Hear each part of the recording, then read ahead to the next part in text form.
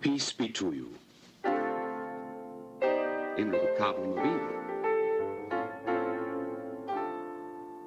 Let us begin with the question. Click and record. Oh, how's it going, mate? It's going good. It's going good. I can't do all this technical stuff, so Well, I just kind of marvel at the people who can. I actually can't either.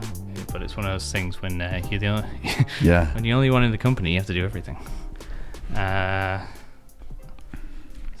So this is Cy Kellett. Wave at the camera, Cy. Hello. There you go. Hello.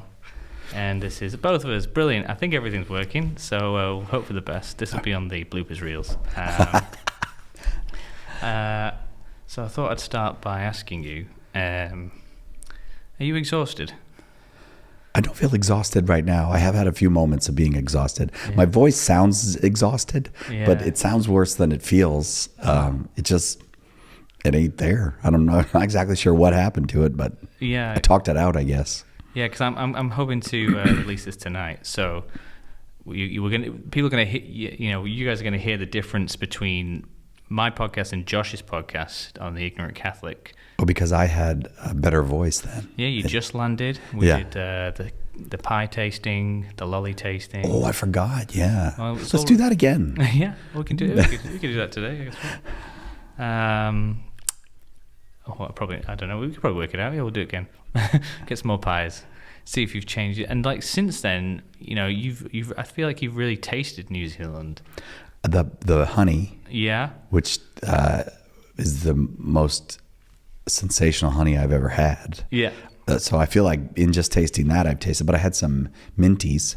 We don't have minties. These little candies called minties. Somebody gave me. Oh, right. And I never seen that before, so I assume it's from here. And then, of course, the national food of New Zealand, Middle Eastern shish kebab. Oh yeah. Yeah. Well, I mean, it's actually funny because like New Zealand culture is, well, especially in Auckland, it is multiculture. I once asked a priest friend of mine, and he's like pretty well traveled. He knows lots of different cultures and tastes and sounds and sights. And I was like, what is New Zealand like cuisine? Because coming from England, New Zealand cuisine is just British cuisine. It's just like pies, beer, fish and chips. Mm-hmm. And it's quite underwhelming as a British person. And I was telling you, we went to have this French lass over when I was a chaplain, and we're like, if I give her this, she's just gonna be like, this is just English. So we ended up going with Polynesian cuisine. Oh yeah. And also because like Maori cuisines, it's quite a commitment because you have to do a hungi, and that's you have to dig a hole, and I think you make a fire, then put rocks on top of it, let it heat up, and then put a whole pig on top of it. And so you've got to have the land, the time. Yeah. And so we couldn't just quickly whip that up. Although I think they've got hungi shops. Oh, where you can just go get it for yourself. Hungi drive-through? Do they have that? Not yet. Not yet. Okay. But yeah, what do you think of New Zealand? What do you think? I love New Zealand. I have to say, as a Californian, I started wondering, is this like the way the entire Pacific Rim is, that there's Filipinos here? We have Filipinos in San Diego. There's, people from various Asian countries. We have that. There's Pacific Islanders. We have Pacific Islanders there. I'm wondering, I should go to I don't know, Peru, or just work my way around. I'd like to see if this is what the Pacific Rim is like now. Is it everywhere just becoming a mix of all the other places that touch the Pacific Rim? Because I feel kind of at home here, because it seems like California, right, as far as the people that I'm meeting. Yeah. They come from the same places. They have the same complexions as the people of California. Right. Okay. Yeah. I mean, I don't know, but obviously we're in New Zealand. We're very close to the Philippines, well, relatively. If we're close to anything, it's probably the Philippines and Australia. And so then all those Asian countries, Japan, Korea, Vietnam, all those places are, relatively close. So I guess that's why they're here. I don't know why they're in California. I can't envision the map of what's closer to Vietnam, New Zealand, or San Diego. I don't know, but I would assume you're closer. But I mean, obviously, the U.S. has a long relationship with Vietnam, so a lot of Vietnamese came over, and a lot of people from the Philippines, as a consequence of relationship with the U.S. Navy over the years, have ended up in California. Yeah. But I'm just I don't know how people get where they get. Yeah. But I was talking after Mass last night with a Peruvian woman, and I was thinking, well, is this what we're doing? Are we all just kind of taking up different spots around the Pacific Rim? And I don't know, but the thought occurred to me because it just seems so obvious that it's the same basic groups of people that you see in these various places. Yeah, I was wondering if it's like a climate thing. So like a Filipino lands in I don't know, Michigan. It's like, nah, this is freezing. We have a wonderful, I have a coworker and a lovely person, Bernadette at Catholic Answers. Her father was a Filipino doctor, and foreign doctors could come into the United States when he came in. I think it was in the 1960s. If they would take up positions in rural America, they would bring them in. Okay. So she was raised in West Virginia, which we always, like, there's kind of a joke about a Filipino raised in West Virginia because you just don't expect it. But in the U.S., people end up in all kinds of places. That's true.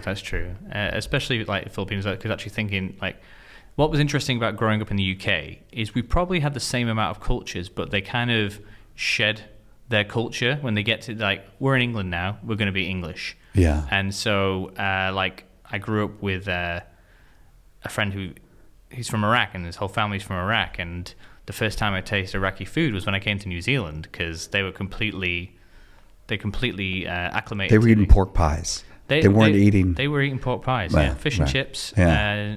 Fish, chips, and beans. Fish fingers, chips, and beans was a staple growing up as a child, and they were eating that sort of stuff. Just right.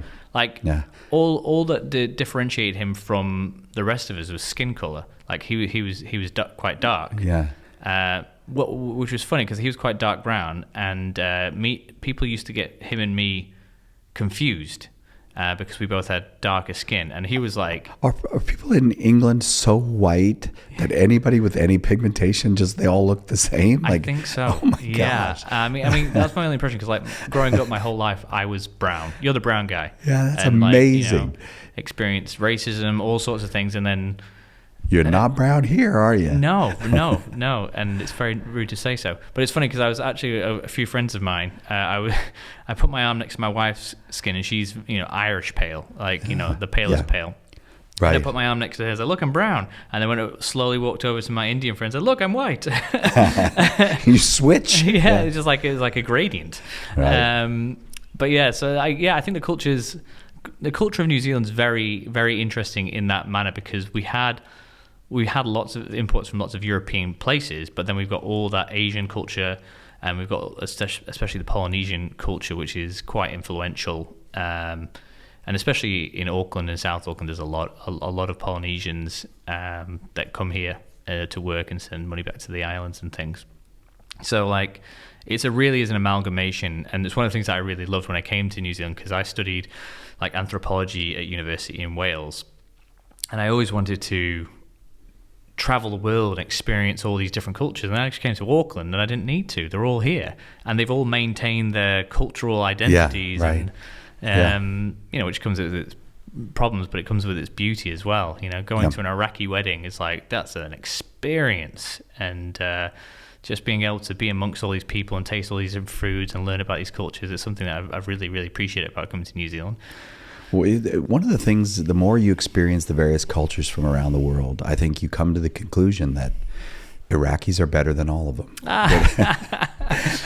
Iraqis are the best people in the world. Oh my goodness. And I say that completely disinterestedly, because I don't have any connection with Iraq, but I do love the Chaldeans. Oh man, it's crazy. Yeah. When we had Deacon Harold over, we went to a Chaldean church, and he gave the talk there, and they gave the food, and they put us. Oh, it was just amazing, and just the food, just phenomenal. I don't know what it is. It's just like rice, hummus, and meat, but it just, I can't eat enough of it. Yeah. Yeah, I was saying earlier, if I had to come to New Zealand again, I'd start on the North Shore because that's mainly where the Iraqis are. Oh yeah, see if you could ingratiate yourself to that community. So I think it'd be quite easy. I think I could do good. it. Yeah. I'll just get adopted by an Iraqi grandma and just yeah. Oh man, fantastic, love it. Anyway, back onto the tour. So we've done how many? We did the Monday at the cathedral. We did Tuesday morning at Glenfield, the university in the afternoon, back to Glenfield. We did St. Mark's this morning, and we're going to finish off with Our Lady of Fatima. How are you feeling about it all? Do you think it's gone well? I think very well for me.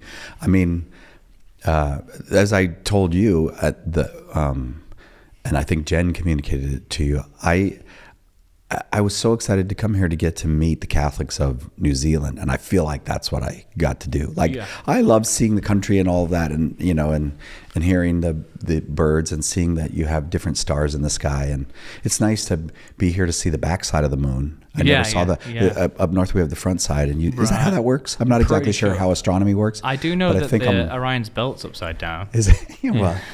Well, so all that's great, and I love it, but I mean, it's a really vibrant Catholic community. It's very much like California. It's an international Catholic community, and it's just been wonderful. It's really been, for me, it's been just wonderful. Yeah. Do you have like a favorite event that we've had so far? I mean, I think, well, to say what mine was, like, I think the morning in Glenfield was the most surprising. Because we had those Protestant kids show up. Some of our, as I've been told to say, separated brethren. Yeah. Was that what you're supposed to say? I don't know. I mean, I was saying heathens, and that was technically incorrect. But probably that is right. So then I tried heretics, but that didn't even work really well. So that doesn't quite hit the mark either. Maybe we'll just say Protestants. I don't know. But even that, we're going on a tangent now. But I always feel Protestants nowadays, they don't know what they're protesting anymore. So is it really a Protestant? Because, like, you know, there's many. I like in Southern California, we have like Calvary Chapel and other things. And if you ask them, "Are you Protestant?" they'll say, "No, I'm Christian. I'm not Protestant." Yeah. And so, not all of them, but but with some. So yeah, it's it's growing to be an outdated word. Yeah, without question, definitely. And so we after that morning, we went to a cafe afterwards because, like, I think the difference between this tour and when we did it with Deacon Harold, I think we were doing 4 talks a day with Deacon Harold. And so it was 1, 2, 3, 4, and we were getting I saw him. He's alive. He survived it. I saw him after that. He said, I want to come and work. So I was like, well, you've told me now. Yeah. So who would you say was more popular here, me or D? No, I don't need to hear this. No, you know what you're going to say, and stop it. I'm only joking.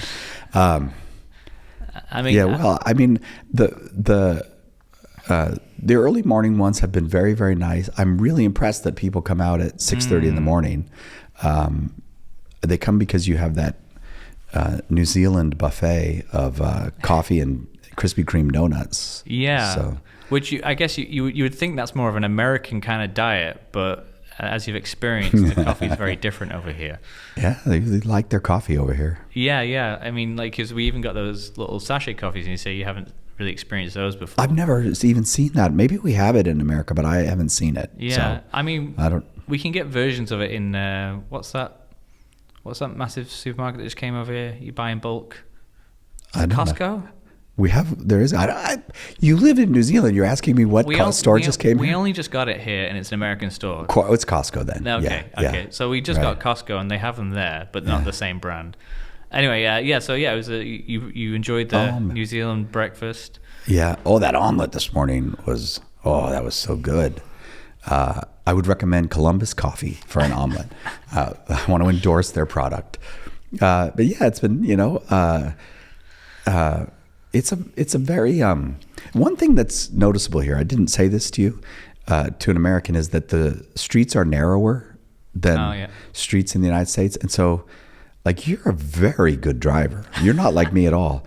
And it is a terrifying experience for an American because here's what I see, that the street's narrow, so you drive down the middle of it. And the person coming the other way drives down the middle of it. And I'm sitting in the car as an American thinking, well, we're both going to go to the left, and then You go to the right, and I'm like, we're gonna die. I'm thinking, oh Lord, I'm about to die. And then the other guy goes to the right. I'm like, oh, that's right. They do it that way here. Yeah, it's terrifying to ride on the roads here, but it's just all lovely. It's just a beautiful place. It really is.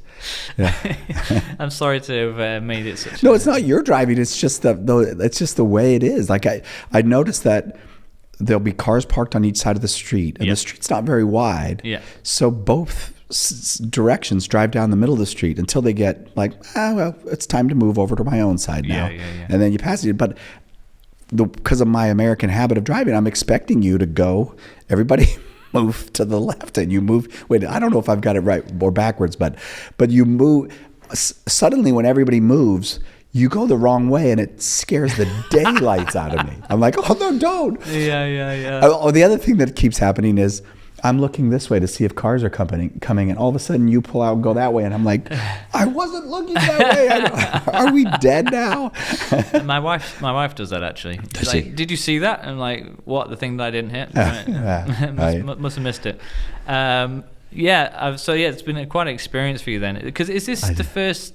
Do you do much international touring or? No, I don't do much of any. I mean, a little bit, but I'm not like Tim, or Deacon Harold or those people who that's their kind of bread and butter. I don't do that, but I've been to Australia, so I've seen people drive on the wrong side of the road and experienced it before. The funny thing that I did it myself when I got here, and I love to see Americans do it is you go, there's the car, go ahead and get in. So I go to get in the passenger side, but it's the driver's side, and you're like, are you driving? And no, I'm not driving. just doing an inspection. I'm not sure I'm insured for that. Yeah. I would not drive here. I would not try it. No, I know there are people who could do it, but I have such bad kind of spatial sense that I would die trying to drive here. I would die. No, I very much had the same experience when I had a short stint in America. I was like, I'm just going to close my eyes whilst you drive because this is terrifying. Yeah, it is. And also because everything's so much bigger as well, the big cars and the roads just it just seems so vast across, not even lengthwise. I know. And so it was... But there's something so like the size of things here, it does feel a bit more like friendly. It doesn't feel like, I don't feel overwhelmed here. I feel like this is built human size. Like this is a people size country. And I don't mean that in a bad way. I hope that doesn't come across as bad. It just has a more like the smaller roads and the shops along the side of the road. It just seems very homey. Right. Very nice. Okay. I often, when I first moved here, I thought when the Kiwis made these roads, like the highways, I get the distinct impression they thought, people probably aren't going to be using these much. And so they did make them small. Oh, yeah. And so then all of a sudden, Auckland happened. And that you definitely, well, I'm sure you have this because you drive, but you do have the sense of, and you get this in a lot of modern cities, this feeling of, it was planned for this size, and now it's 4 times bigger. And so there's been all kinds of improvisation to make it work. Yeah. I mean, it takes some real engineering. Fortunately, New Zealand is predominantly engineers and tradesmen and farmers, so we'll probably work it out in the end. You are a capable country. That's right. People of the land. So I thought if people haven't got to know you already through our tour, I'm sure there's plenty of people around New Zealand that might get to see this podcast. Hopefully, if you follow me on Spotify, Curiously Catholic, they'll get to hear this interview. And so I thought I would ask Cy Kellett. Yes, sir. The thing that's been bugging me most. Oh Lord, what is? I know you've got an Irish background, and is CY like a Gaelic way of spelling Simon, or is it like Siobhan? This has been bothering you? We've been together like 3 days. Well, it's just never had to you said, no, I'm going to save this up for the podcast. Okay, it's funny because you say I have an Irish background, and that's the way Americans talk. But, if you say I'm Irish in America, that means my great-great-grandfather was Irish. Okay. But you can't say that to an Irish person because you're not Irish. But so, my name is Cyril. My full name is Cyril, and it has nothing to do with Ireland. It's a name that I got from my grandfather and my father. I'm the third. My full name is Cyril Francis Kellet III. And that does not sound like an Irishman at all. No, you're right. So, as a matter of fact, it sounds like, to me, vaguely English. Like, I don't know if the Francis would fit in England, but it's so. I do not know. My grandfather was born in the year 1900. I don't know where the name Cyril came from for him. Yeah. And if I've been told, I forgot. Why? But that's why I have the name Cyril, because my father got his father's name and I got my father's name. Right. And so, yeah, because I wouldn't say Kellet doesn't sound particularly Irish or English to me. Kellet is English. Is it? Yeah. And if you go to Ireland, like my father did, and said, "Oh, I'm Irish," and the priest said to him, "What's your family name?" He said, "Kellet." He said, "You're not Irish." Right. And so the Irish are like cops about who's Irish. I mean, come on, lighten up, people. But apparently it is an English town where there are people named Kellet. Maybe 400 or 500 years ago, some of them came over to Ireland. They're Catholics. Right. They come from your part of England. And 400 or 500 years is far too short to make you Irish. You're still English, right? Apparently. So, well, in California, you're a Californian if you're born in California. Californians are very strict about you're not a Californian. You were born in New Jersey, so I'm not a Californian. I was born in Pennsylvania. Spent most of my life in California, but it doesn't count. But if you're born there, but in Ireland, apparently you're Irish if your family, came over in canoes or what. I don't, I have no idea how the first Irish got there. Wasn't it like the Mayflower, or was that a different thing? No, I mean to Ireland, how the first immigrants to Ireland. Got to Ireland? Yeah, oh, right. Man, I don't know. So, St. Patrick or something probably like that. got chased out of England by Cro-Magnon man. We probably made it a prison, and we sent all the criminals there. And no, that's not true. Well, that's what we did to Australia. We just see potential for prisons everywhere. That's what the British do. We're just like, where can we put all these bad people? First, well, you had an empire. You got to populate it. Yeah. Send them out. Yeah. And so a bit more about you. Yes. So I heard that you have a channel, part of your radio station. You said, "Why aren't you Catholic?" So I'm going to ask you, why are you Catholic? Oh, very good. Okay. Well,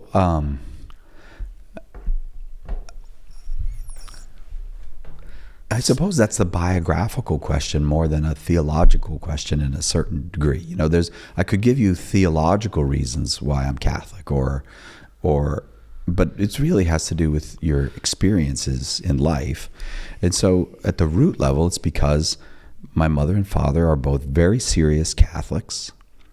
They have always, as long as I've known them, been serious and devout in their Catholic faith. Mm.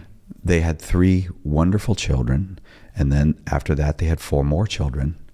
And you can guess that I'm the 3rd child. Oh, right. So, no, they had 7 kids. And, we're this big kind of roots in Boston, Irish Catholic family. And so that's a good beginning if you're going to end up Catholic. But many people who had the same upbringing that I had didn't end up Catholic. And so I have to kind of look at what other things happened. And I spoke in my talk at least once about the sisters who taught me, prepared me for my first communion at St. Philomena Parish in Philadelphia. Right, yeah. Those sisters, I love them. Yeah. Sister Gloria, my 5th grade teacher at St. Patrick's School in Carlsbad, California. Certain priests, certain teachers, and then certain experiences that led to a growing conviction in me that the Catholic faith is true. Among those experiences, reading Tolkien when I was 12. Right. And it still baffles me how Tolkien does the magic that he does, but his imagination is a Catholic imagination. And I then wanted to read C.S. Lewis's Chronicles of Narnia and found out that Lewis was kind of a defender of the Christian faith. Mm-hmm. I thought I was the only one who knew about any of these things. I found these books in the library, or people told me about them, and so I thought, I was accumulating some kind of secret knowledge. But then I started reading Christian books, like Christian novels, and that kind of thing. And And then I went to study at a Catholic university, thinking I was going to study maybe political science or something.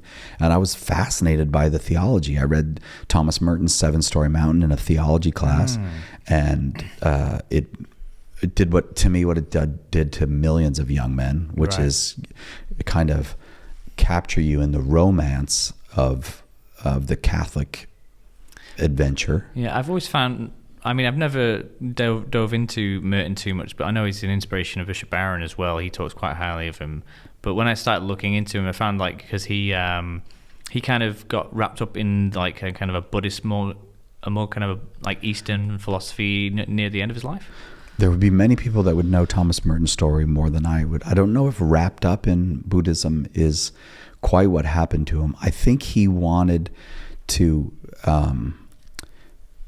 exchange a kind of fellowship with monks of all different religious traditions, which led him into these conversations. And that's where he died, was in conversation with Buddhist monks.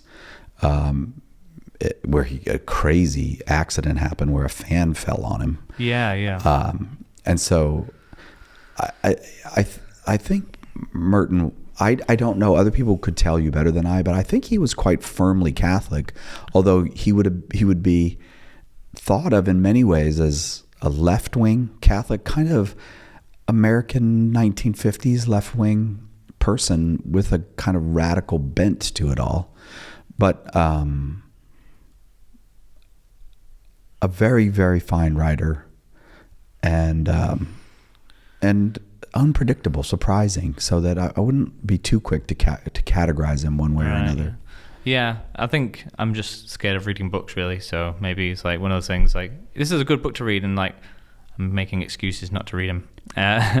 So like it sounds like your faith was it was started by your family, and then it was just kind of boosted all the way along. But these encounters, including literary encounters, I mean, literature was always extremely important to me, and so books made a huge difference in my life. Right. And then once I did start studying theology, I had an experience of a kind of a unexpected moment of conversion, where a theology professor was lecturing at Boston College one afternoon, and I'm sitting in the lecture listening, and he's talking about Jesus. And I had the sudden realization, or it's like a light went on, and I realized that everything that he was saying was true. It wasn't just interesting. It wasn't just poetic, because I think I was attracted to the poetic side of Christianity, to the kind of, I don't know, almost the literary side of it. It's hard to describe.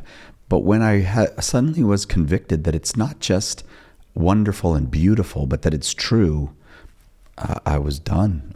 The goose was cooked. Right, yeah. And I think it is just like, because one thing that's always struck me about the faith, and like this was kind of what, like I was kind of struck initially by an encounter, but what carried on to drawing me in was the just the substantialness of Catholicism. I found like whenever I had a question, there was not just an answer, but there was an explanation, which led to more questions, and it just kept on, Yeah. I talk a lot, and so like the more I talk, the more the answer, and I just kept going, and I haven't stopped since, and now I've got a microphone, and I just keep talking.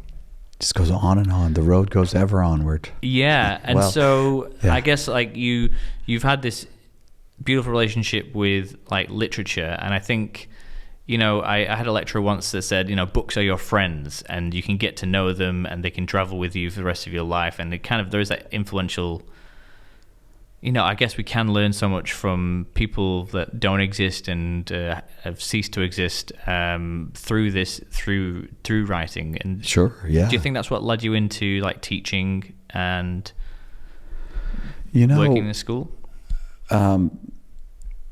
To be honest, I think I was one of those people who graduated with a degree in theology, and what do you do? Go teach at a Catholic high school. Those who can't do, eh? I don't think that, yeah, right. I don't think that I had a vocation as a school teacher. Right. And I realized that the third year of doing it, because I thought, I'm not very good at this, and I could get good at it. if I would work really hard at it.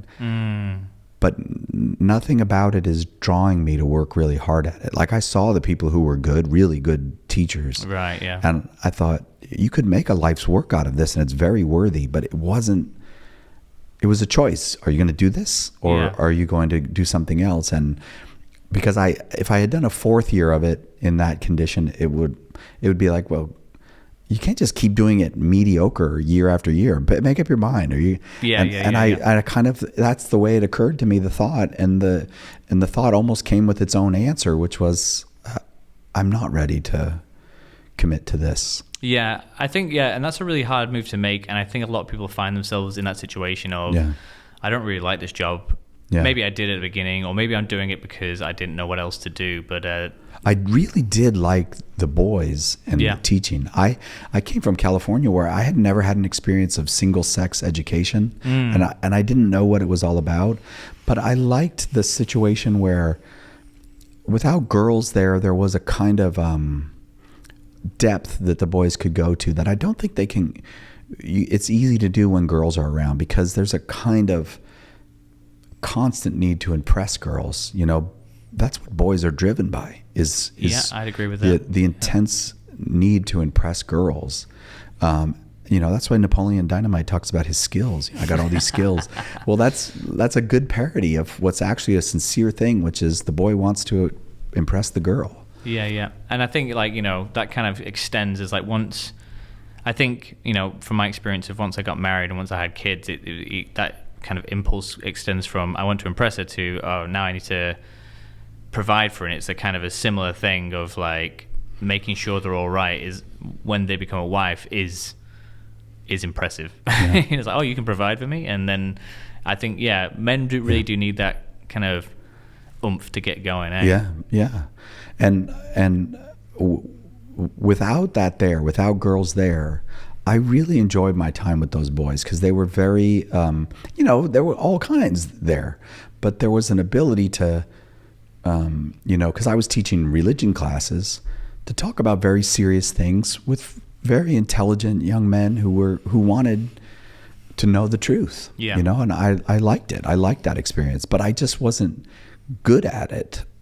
And I knew that to get good at it would require work. And so the question was, are you willing to put the work in to get good at this, or is it time to go do something else? And it was time to go do something else. Yeah. Something I really wanted to talk to you about, and I guess, because I suppose segueing from teaching is you obviously had the desire to be with people and to guide them. And then I found out that you were involved in the Catholic worker movement. Yeah. I spoke to a fellow called Larry Chapp, and he has a Catholic worker farm. And you spoke to Larry Chapp? Yeah, I had him on the podcast. And he was nice to you? He didn't hurt you? He wasn't. He was good. Was he really? I think what was interesting. He's a tough guy, Larry Chapp. I love Larry Chapp. I loved how tough he was. Yeah. Yeah, but he's when I spoke to him, because I did an interview with him about his book, I said, "You're kind of a pugilist with words," and and I said, "Does that offend you?" And he said, "No, it doesn't." He said, he is kind of a fighter with words. So I thought I sincerely thought, and I didn't even know you were going to bring up his name, Confession of a Catholic Worker, his book, is one of the greatest books of this year. I mean, it might be the book of the year. It's such a great read. I'll have to get it. He's an exciting, you just feel like he's really moving you along with important stuff as you one page to the next. It's great. Yeah, because I read an article on his Gaudium et Spes 22. Yeah. Which is the worst name for a blog ever. How do people even find that? You have to type in Gaudium at... I was trying to remember as I was saying it. Yeah. Larry, find a word. Find a single word, Larry. Find one word and make that the name of your podcast. There we go. I mean, even a car crash of Latin words is not going to do it, Larry. I feel like even Gaudium et Spes on its own would be fine. It's the 22 that really throws me. But yeah, I actually discovered him through a podcast called Clerically Speaking that I used to listen to quite a lot. They had him on, and they talked about this article that he did, basically on how to be Catholic, and I just found it really compelling. And then I read the article, and that's what I kind of interviewed him on. But yeah, he one thing that I really enjoyed about that interview, he was talking about the level of education. He's been lecturing for years, and the level of education he had with of the students coming in. It's like the reading levels. Like he said, I haven't changed my thing throughout the whole time, and it was getting harder and harder and harder for the people. It's like, I don't doubt that at all. He was like, go home and read this chapter, and they were like, oh, that's really hard. And then I said to him, it's like, yeah, I mean, I kind of relate to that. Like, I'm not very good at reading. Do you think there's any like 101 books to get into? He said, no. I was like, oh, okay. That sounds like Larry Chap. Like, just he's not gonna. He's not. I love that about him. He's kind of like you in that regard. Yeah. He's gonna tell you. Like, he's not gonna. I like people who treat you as an intelligent adult who can handle the answer, whatever the answer is, and don't have to apologize to you while they're giving you the answer. You know? And I think that's like a really good kind of, especially having a teacher. It's a good thing to have because we need to be called out of ourselves in order to grow. And if you're just pandering and saying, "Oh yeah, I'm sorry if it's hard. Maybe you should try something else that's easier," then you're not growing. You're condescending yourself. And I think like, I've got lots of labels for disabilities, dyslexia, ADHD, and stuff. But like, what I kind of use that to my advantage. I was like, I've got dyslexia, which means I don't read well. So it doesn't matter how hard the book is. I don't read it well anyway, so I might as well try hard books. And I just... Oh, how interesting. It wasn't... I suppose it may not have been the hardest book. I was like, I just grabbed Bishop Barron's Catholicism and just start working through it. It's like, if I don't understand it, it doesn't matter. The book's still there. I can just pick it up again and reread it. And so that's kind of been... And then I started reading in my 20s. A bit late, but I got going. I know a lot of people who have the desire to read and can't do it until they're in their 30s. Right. Because there's just some ways in which, the brain develops certain skills at different times. Maybe they have intense anxiety. Yeah. And so they need some decades until they can settle down and read. But it doesn't really matter when you start. But I do think reading is one of the great joys of life. And it is sad that our young people are, that their skill level as readers is going down. But they talk about dumbing down the culture, but I don't know if you can even, like, the schools are actually probably, the electronic technologies are bad for you. And there's probably about 1 billion ways that they're bad for you. And among them is, you spend enough time on them, you're not going to be a good reader. Right, yeah. I think, like, again, it's one of those things of, like, you have to remember that these things are a tool to be used for a certain purpose. Yeah, but you can't do that when you're 9. That's true, yeah. I definitely think introducing them at a certain age. And, especially with the use of technology with children, I've got 3. And... our eldest is 4, and like one thing that we've managed to do, and like I say my wife is powerhouse this. She's got our girls like really into books. They can't quite read yet, although my 4-year-old Jemima, she just desperately wants to, and she can spell, she can sound out words, she just doesn't know what they mean. She can't string a sentence together if she reads it. But we've said to her, like, she's crying for the iPad. We're like, no, go get a book. And she just let her cry it out, and eventually she'll go get a book. And now we just see, I was telling some friends the other night at Glenfield, like, we'll have 2 screaming, we've got a 2-year-old and a 16-month. They'll be screaming, sticking pencils in each other's eyes and fighting, and then we'll just look over in the corner, and Jemima's created a little blanket fort and has a little pile of books next to her, and she's just going through them. And just in that moment, we're just like, I think we're doing it right. I think we've got it. Yeah, that's great. Yeah. And it lasts no, for but you're about not 5 doing minutes. it right with the pencils in the eyes with the other 2 kids. Give pencils to 16-month-olds. What are you doing? We only need one to be successful. Yeah, all the effort's going into Jemima. Okay, got it. At the moment, anyway. Fair enough. And what we find... You two battle it out over here. We need to have fighters and intellects, Yeah, fair enough. Okay. And the other 2 just get so sassy, man. Oh, my gosh. The Caspian, our youngest, he came out making fun of us. Like, Lucille slowly developed the sassiness, but Caspian came out with a wink. He was like, oh, no. He knew you were all idiots. He's like, I got this. Yeah, you already ran my I was a little nervous when I was in the womb, but I looked around the room when I came out and I said, I got this. This is what I got to deal with. I am definitely top level out here. Yeah.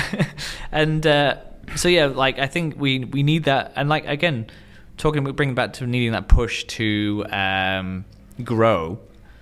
get married, man, have kids. That's so hard nowadays. And I think the technology, it does reduces because I think it kind of overwhelms us. It gives us so many options. Try and get people to turn up to an event. I've literally been doing that for the past few months, trying to get people to turn up to these events. And you look online, there's events everywhere, or even there's the option of just not going anywhere and just diving into your phone forever. Like you call it like portable TVs. I call it a portal to hell, because you can go on these, he's like, oh, that's a funny video. Oh no, this isn't good. I can't stop. Oh no. And then or even if it's just like a series of really good quality videos, and he's like, but I've been here for 2 hours. Well, yeah, but who's ever, Instagram. Yeah. They've got 1,000 scientists yeah. figuring out every detail of how to make it impossible for you to put down the machine. Yeah. And it's you against that 1,000 scientists. You lose. Right. Unless you just don't pick it up. They win. Right. Well, I think, and this kind of like relates back to your profession now. So you were a teacher. Yeah. You've worked with the homeless. You were with the Catholic workers. But you've been in media for how long? 27 years, I guess. 27 years. 27 years, yeah. Okay. That's very depressing. I wish you hadn't asked me to put a number on it. I don't want That makes me feel so old. I was trying to work out how old I was when you did that, but I thought I'd stop, Anyway, so 27 years of media. Did you always start, you're always in Catholic media as well? No, I took a little break, very brief break, unsuccessful break to work for some secular newspapers, but that's where I got a very strong confirmation, that I'm not a media guy. I'm a Catholic media guy. Okay. And I shouldn't have done that.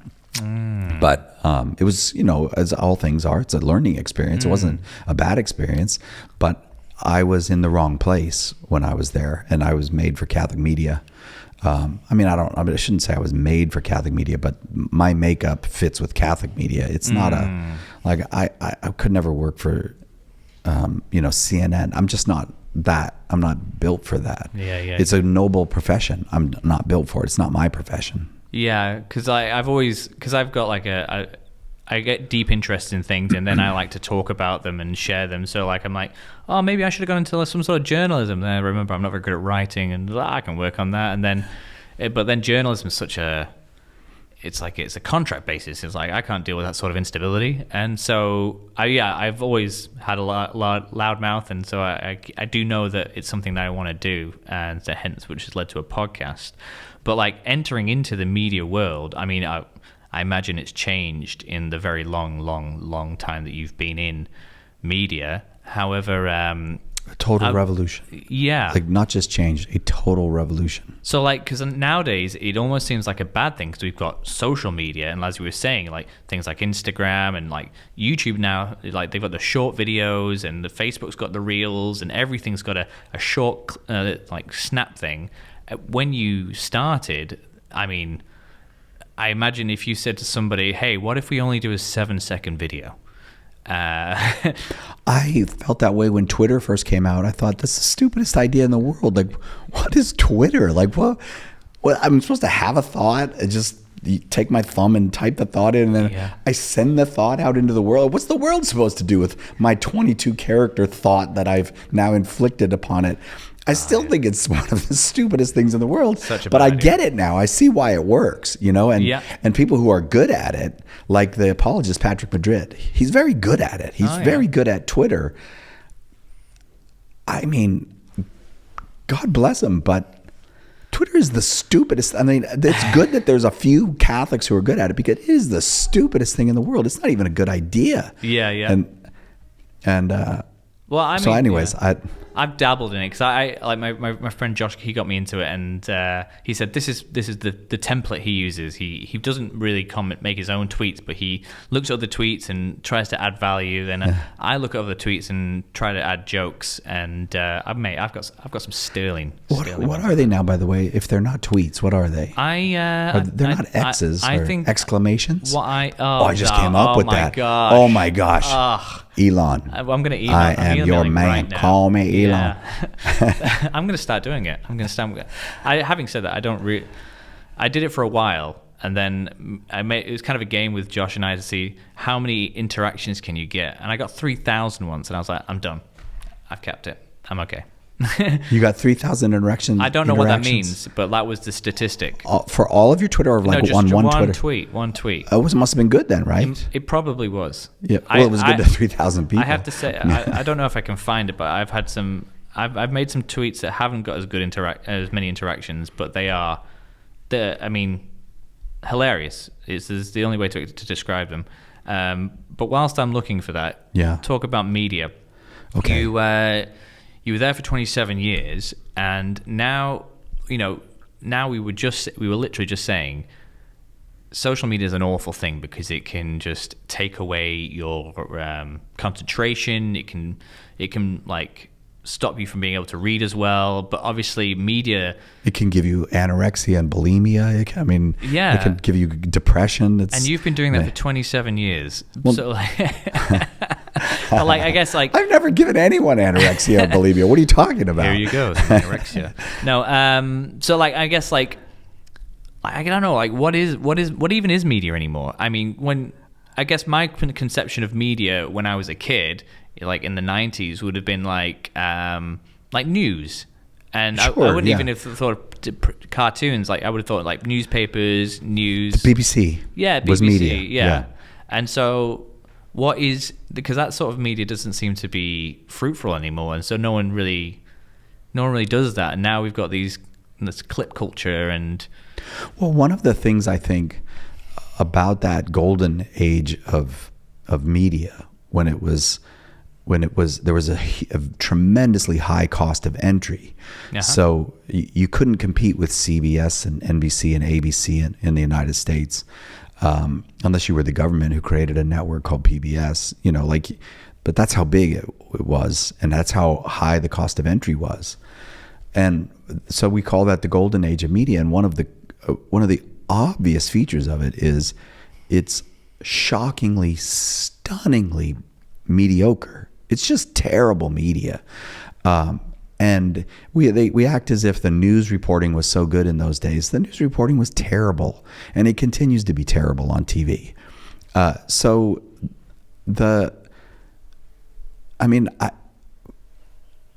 I don't have a sense of regret that there are many, many more options. I had a very strange experience right around the time of,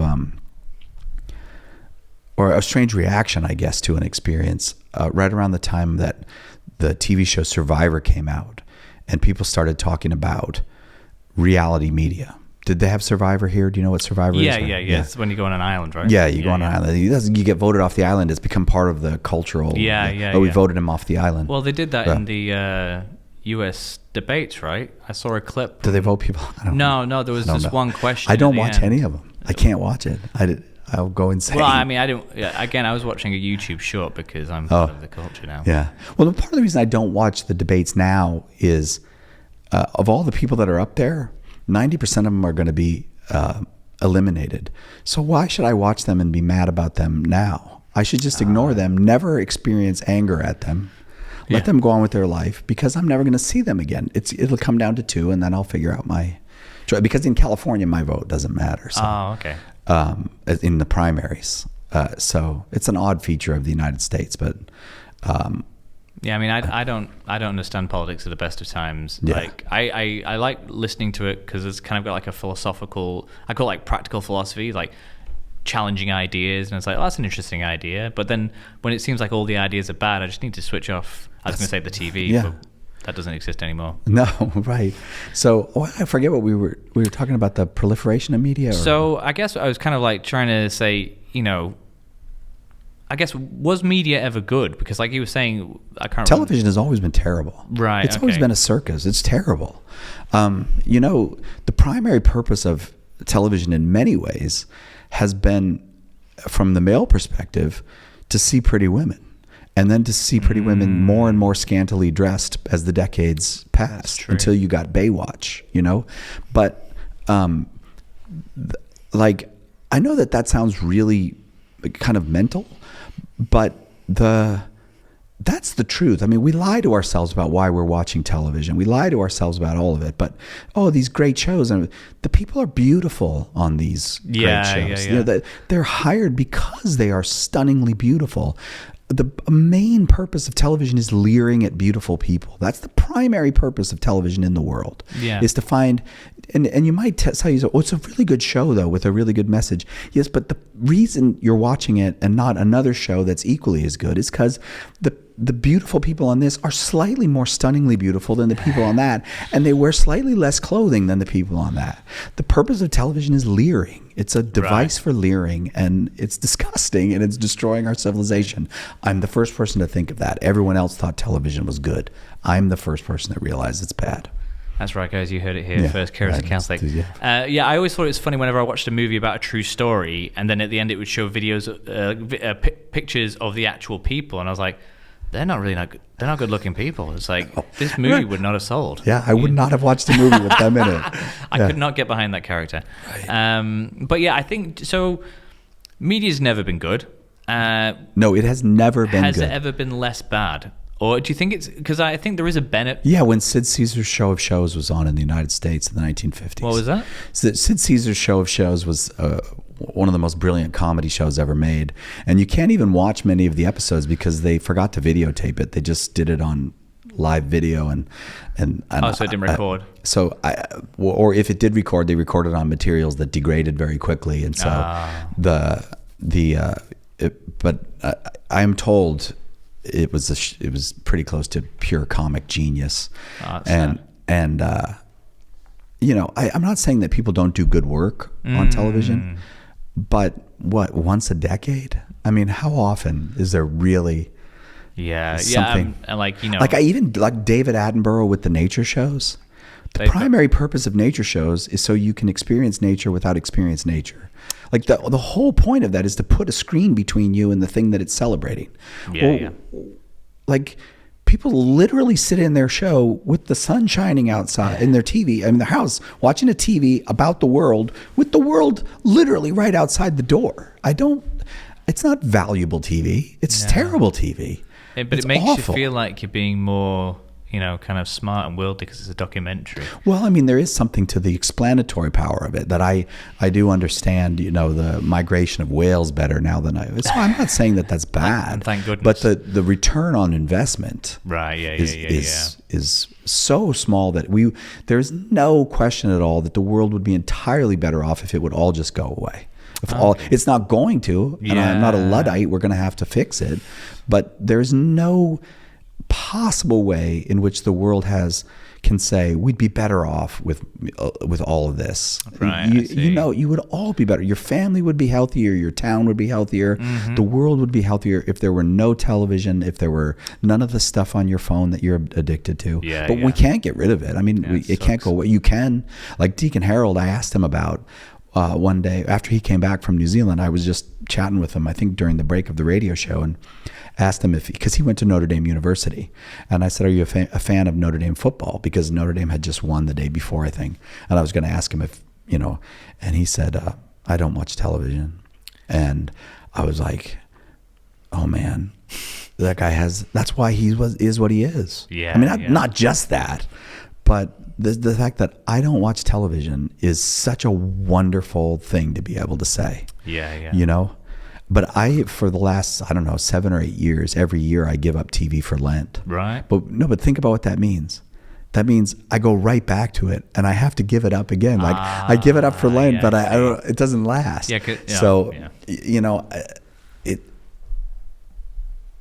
There's, I don't know. I don't know what else to say about it. Everybody knows it's bad. We know we can't do anything about it. Yeah, I think like the tough thing about media and social media is the fact that it exists, and especially from the perspective of an evangelist, that's a problem and an opportunity. Because you mentioned in your first talk on this tour at the cathedral, was it the problem with the modern world, or whatever happened to the modern world?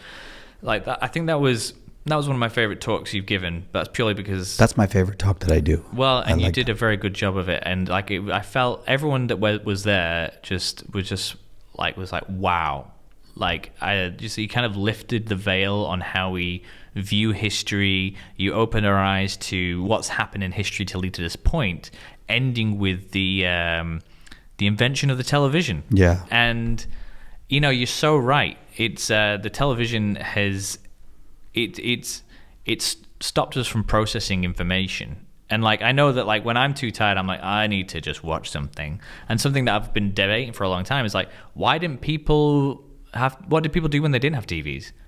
Is life just a lot more difficult now? And now we need to have this thing to decompress, or what's going on? And again, like I'm trying to do a podcast. I'm trying to do social media for the Evangelion, or Evangelion, as you said. I think so. Yeah, it's now a part of our culture, and I think Pope Benedict said it's the online continent that we need to go and evangelize, and that makes it sound very exciting and stuff. But it's a poisonous place. It's like going into Sodom and Gomorrah and saying, yeah, those people need evangelizing. So like, how do we deal with media? Is it just a case of like, I'm just going to post all this stuff and then I'm not going to go on it? Because then how do we be in the world but not of the world? And yeah, questions like that. Yeah, because you're not just going into the world when you go onto Facebook. You're going into a constructed world, and that constructed world is designed to rob you of your freedom. And rob you of your freedom by making you obsess about things you don't need to obsess about, and making you attend to things you really have no need to attend to for your good or anyone else's. And the people who make these things, I mean, they're geniuses. They're brilliant people. But the purpose of the use of their genius is to create tools for manipulation of other people for their own enrichment. That's what it is. Like, let's not lie to her. People don't make children's television shows because they love children. They make children's television shows because they can sell advertising for children's television shows. Yeah. The whole thing is designed to manipulate children. The best children's television show is the one that your child never saw. That's the best children's TV show because it's terrible for them. And I forget where I was going with that. I'm sorry. I'm so tired of New Zealand. New Zealand has worn me out. Well, I'm not tired of New Zealand. I'm tired in New Zealand. They say that 7 days in New Zealand makes 1 week. Well, that's quite a country you've got here.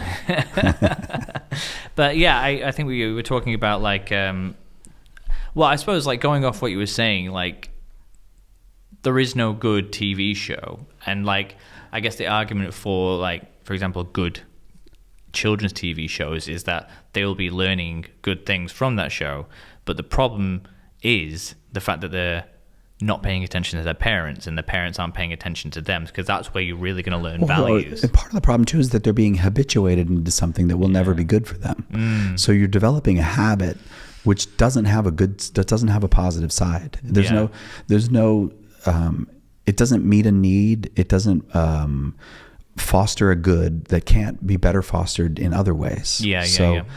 That's the primary problem to me, is the habituation, that you become a creature of media. Yeah. And I think because in that first talk, you ended, well, I thought you were going to end on a really downer. Because you just the destruction of Hiroshima and Nagasaki, was that because usually people are like, this is a great talk when I get to that. Yeah, it was the bit just after that where you just thoroughly explained the current situation of the world, and it's very depressing. Right. But then you're like, so what do we do about it? And you mentioned like, have your barbecue in your front yard and things like that. And I think that is the cure to the media. Like, because I think, name a person that isn't struggling with social media usage, and I'll call you a liar. But Deacon Harold. Oh, liar. No, that's not true. Yeah, he I have no idea. I didn't ask him about it. Deacon Harold was very impressed with my Instagram posts. Was he? Yeah. Oh. He told me to send them to, but I don't know how, because I'm not great with technology.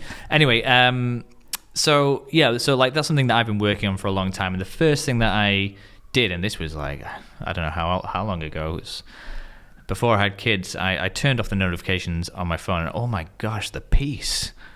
It's like, I'm not being controlled by this thing. And then like, I mean, it's been a long journey, but I've gotten to this point where I want to do things. I've always been an active person, and I want to do things. So like I'm trying to invest in power tools now just to build things that I don't need and that I can't build.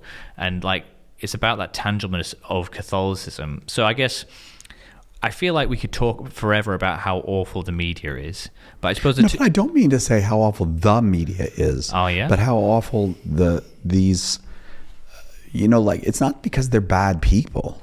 It's because the tool itself is too powerful for us, and we develop habits that are immensely destructive of us by exposure to it. Because I just don't want I didn't want to leave you with the impression that I'm saying like the people who make the news are bad people or something. Some of them are. Oh no, yeah. I just mean that when life has a TV at its center, it's a diminished life. Right. Yeah. And I don't think it was the saying that the people that are on the media are bad, but like I think what's bad about the media, which spans a lot of things, like even like just reading a newspaper, is it in itself it's distracting you from reality, and I think that's what's bad about it, because there's a lot of good things. And like I've actually managed to curate my YouTube channel so then when I'm watching shorts, it's actually thoughtful things rather than not thoughtful things. But I can still spend 2 hours on thoughtful things, and that's bad because I have 3 children and a wife and a house to keep clean and a job to go to, and that 3 hours was just a complete waste of time. And so like again, I was looking at good things though, and it's like, no, you should have been to bed ages ago because you've got to wake up early because the kids are going to be up early. And so I don't think the bad thing about media is the content necessarily, although there is bad content. I think that's what I was trying to say. Yeah, finish that thought. But I think you're saying what I was trying to say. Yeah, so the content isn't bad, but it's what it has done to us, because like everyone thinks they've got something to say, and so they want somebody to hear what they're going to say. Yeah. So they're going to present it in the most attractive way, and we found a really attractive way of doing it. And like, for example, I've been trying to do social media marketing, and if you go on Facebook, it gives you like things to do. It's like, make a video with text, make a video with this. And it's like, all these things it will catch people's attention. And so that's what everyone's trying to do, because everyone has something they want to say to you. And when I say everyone, I mean everyone. The whole internet is like, well, I think it's mainly Western culture, but like everybody on the internet wants to get your attention because they think they've got something to say. And a lot of them do. But a lot of it's really good. Like it could be even Catholic content. It could be, just good, beautiful content, looking at amazing pictures, hearing how like iconography's been done, and stuff, or just even Picasso and his life. It's like, these are good things and they can add it to your life, but your life isn't in that screen. And because they're trying to tell you something that they think is good, and it is good, they're pulling you away from that. But then there's also the thing of like, something that is very attractive, which you touched on, is attractive people. But then it's like, okay, let's refine that. Let's a fancy meal has a gravy reduction.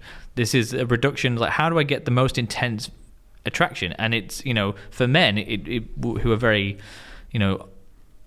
visual people, it's women, and then it's women that are in a particular shape, and then it's women that are less clothed, and then it's like, you know what, I came on here for gym tips, and now there's people wearing no clothes. Right. And so that isn't good. And I suppose like one thing that I've done in my own life to manage that is I've said to myself, okay, if I'm going to go and use the phone, it's going to be for a very specific purpose, and I'm not going to do X, Y, and Z. For me, it's I'm not going to watch the shorts. If I want to watch YouTube video, it's going to be long form content, and I'm not going to do a second thing at the same time. Because often... Oh, that's very interesting, yeah. And because like because Josh challenged me to this. He gave me access to his Daily Wire app, and he said, now you can delete all the other social media apps on your phone. And then initially I was like, what? What are you talking about? It's like, well, now you've got this. Why would you watch anything else? Because this is substantial content. I was like, oh, interesting. So then I was like, okay, I'm only going to, when I'm watching, it's going to be long form content. So if I go on YouTube, for example, how to build a chicken coop, I'm going to find out how to build a chicken coop. If I want to find out about a certain thing, like how to fix my phone, or how to interview better, I'm gonna Google those things and I'm gonna watch the whole video. I'm not gonna go for a clip. I'm gonna go for the whole video on how to find that. Or if I am looking for a clip, I'm gonna search a topic in the clips. And I'm going to go through those ones like, oh, that one looks like a good one. Let's find a long form version of that. And so you're exercising more control. You're not letting the machine lead you. Yeah. So I'm trying not to be the tool. Yeah. I'm trying to be the person acting on the phone. Right. And mate, it's not easy, but like I think that's the only way I've found benefit. And what the phone has become is like a textbook. I use this to go and do something else. Yeah. And I use it as a device to research. I also use it as a device to shut down and scroll through things for a while. But like I try and limit that, but we're all human. So yeah, I guess like we were saying, like the vehicle isn't bad. No. The content isn't necessarily bad, but the way that media is now is really bad, which leads to a problem for, I guess, ourselves, because what if someone spends 2 hours scrolling through Catholic Answers clips instead of attending to their family? Are we culpable? Or like, how do we deal with that? And like, there's an argument for we need to be on this, online continent to have that good content. So then if someone's at a weak point, at least they're listening to Catholic content, or at least they've got the opportunity. Yeah. But the medium is taking them away from reality. And so I'm not teaching you how to build a kitchen bench. So I'm not giving you an opportunity to act in reality. I'm giving you an opportunity to sit down and listen to what I'm saying. Right, yeah. That's funny that you mentioned the bench thing, because that is something I found out about YouTube. If there's something that you need to fix around the home, if there's something you need to build, somebody on YouTube made a video about it. And that, I have to say, is a great advance for human civilization. Because I'm like, I need to build a little deck.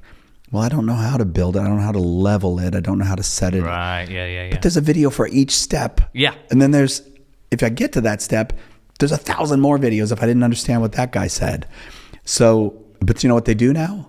They make these building videos with beautiful women who teach you how to. I'm like, I'm sure they're very competent, but I don't think that's why you're doing that. I think there's another reason why you're doing that. Yeah. So but yeah,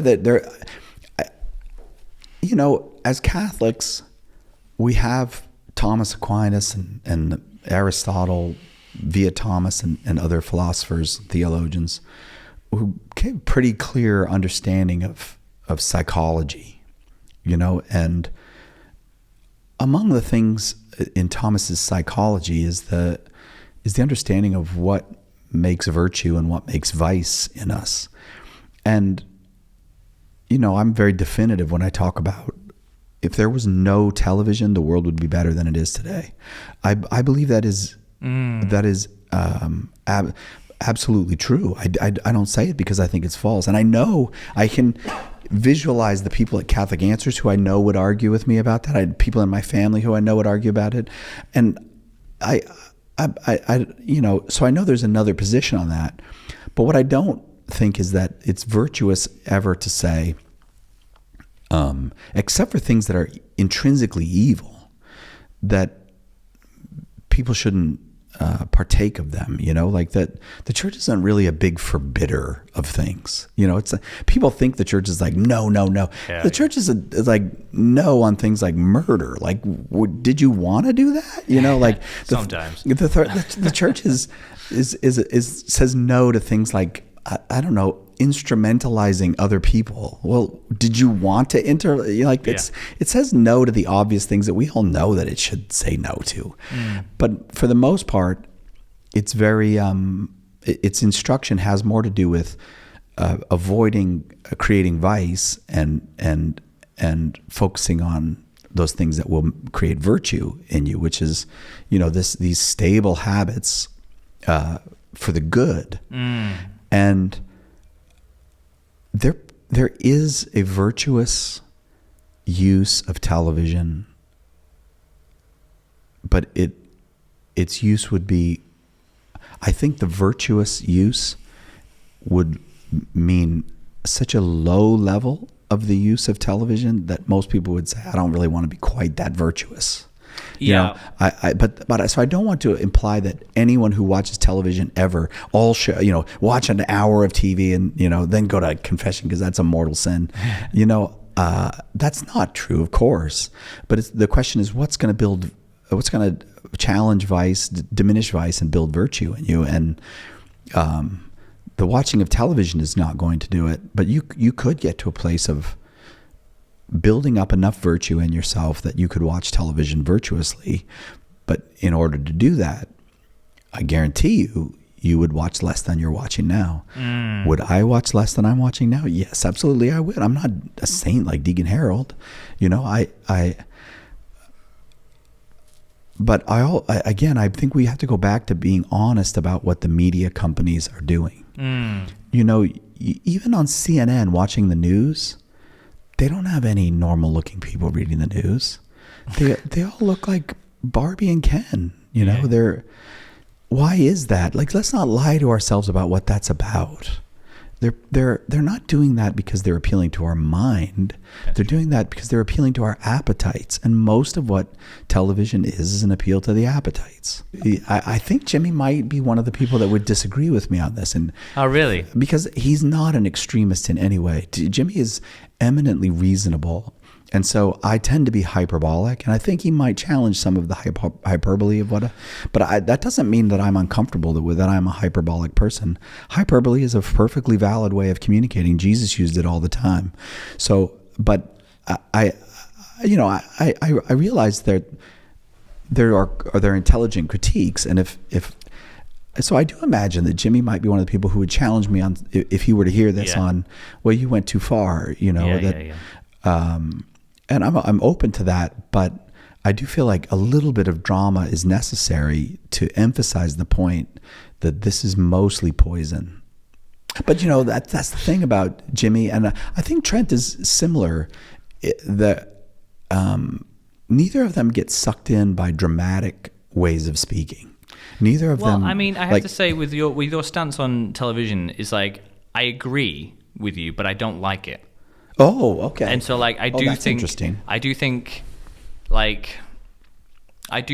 like, for the most part, television is a bad thing, because it, like, even if you watch TV with somebody, you're not really with them. And especially nowadays, because when you're watching TV, you're like, oh, let's put a movie on, and then you're on your phone on the screen and not really. I don't understand why that makes me sad when I'm watching a movie with my wife and somebody texts her and she texts them. Well, I think, why does that make me sad? I think it's something that you mentioned in your book, A Teacher of Stranger Things. Okay. Highly recommended, by the way. You talk about the difference between community and communion. Oh, is that in the book? Yeah. Oh. Yeah. And I forgot that was in there, yeah. Mate, this part, like, just ripped me to pieces, and just, like, it's like, oh my gosh, this is the answer to the question I didn't know I had. And so, but, like, what we're talking about now is, like, so the difference between community and communion is, like, you can be in the same room as somebody and you can be doing the same thing. You can be achieving something together, even cleaning the room, for example.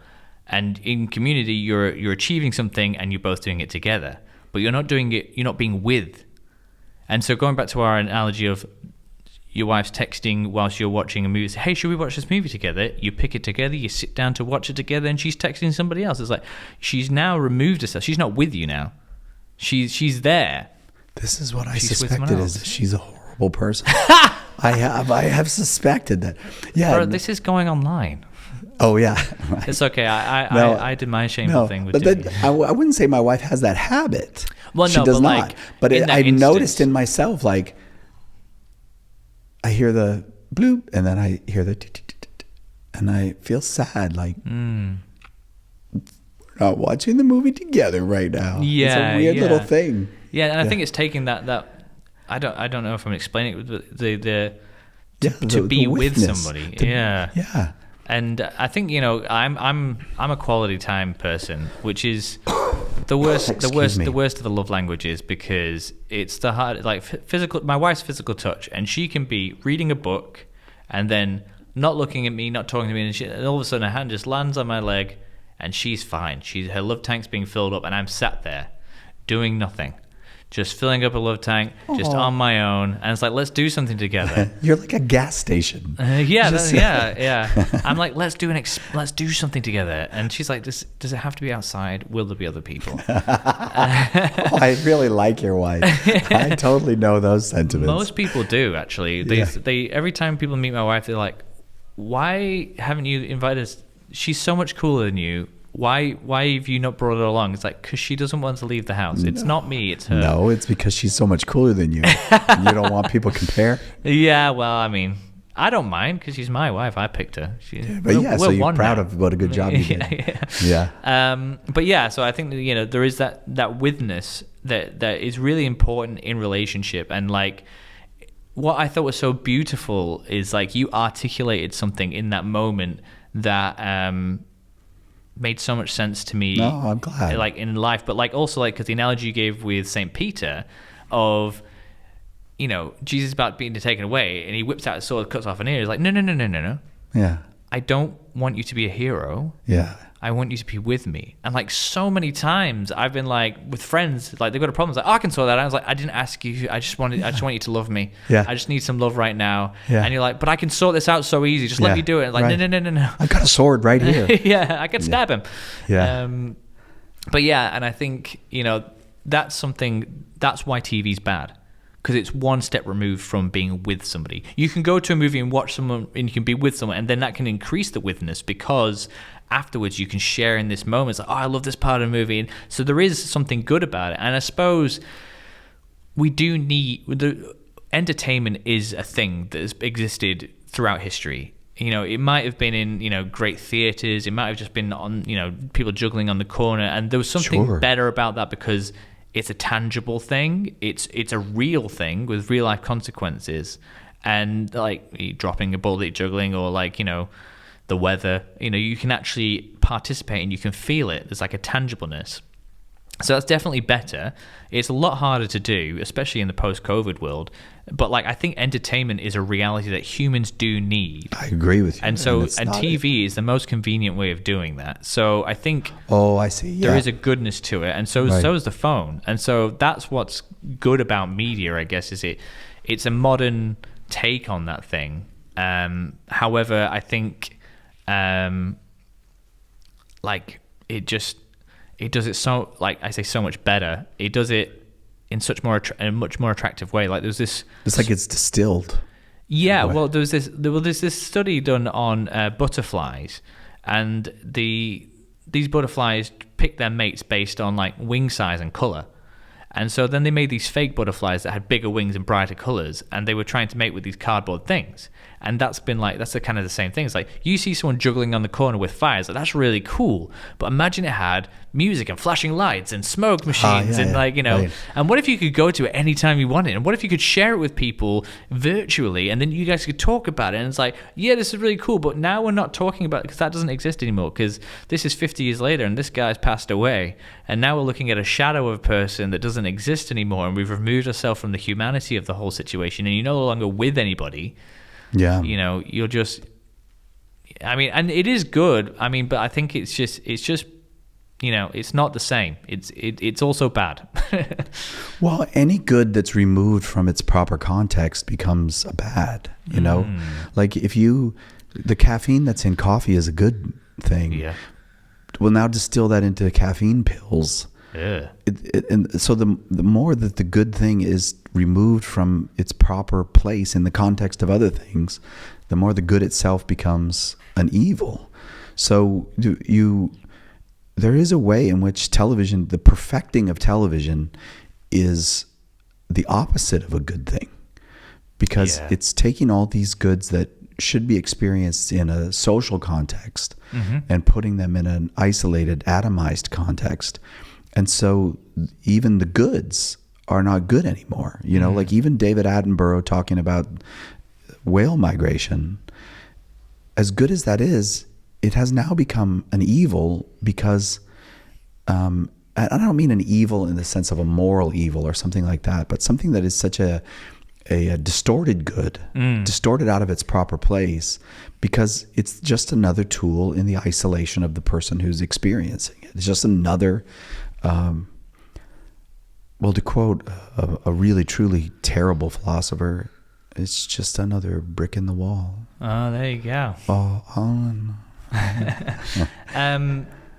Yeah, I think, and also like something that you mentioned in the talk on the modern world was how the television has stopped us from engaging with reality, in the sense that it's stopping us from processing. And I remember hearing a story about like history in England, and basically what happened is after the Second World War, there was a group that the equivalent of the millennials now is the angry young men.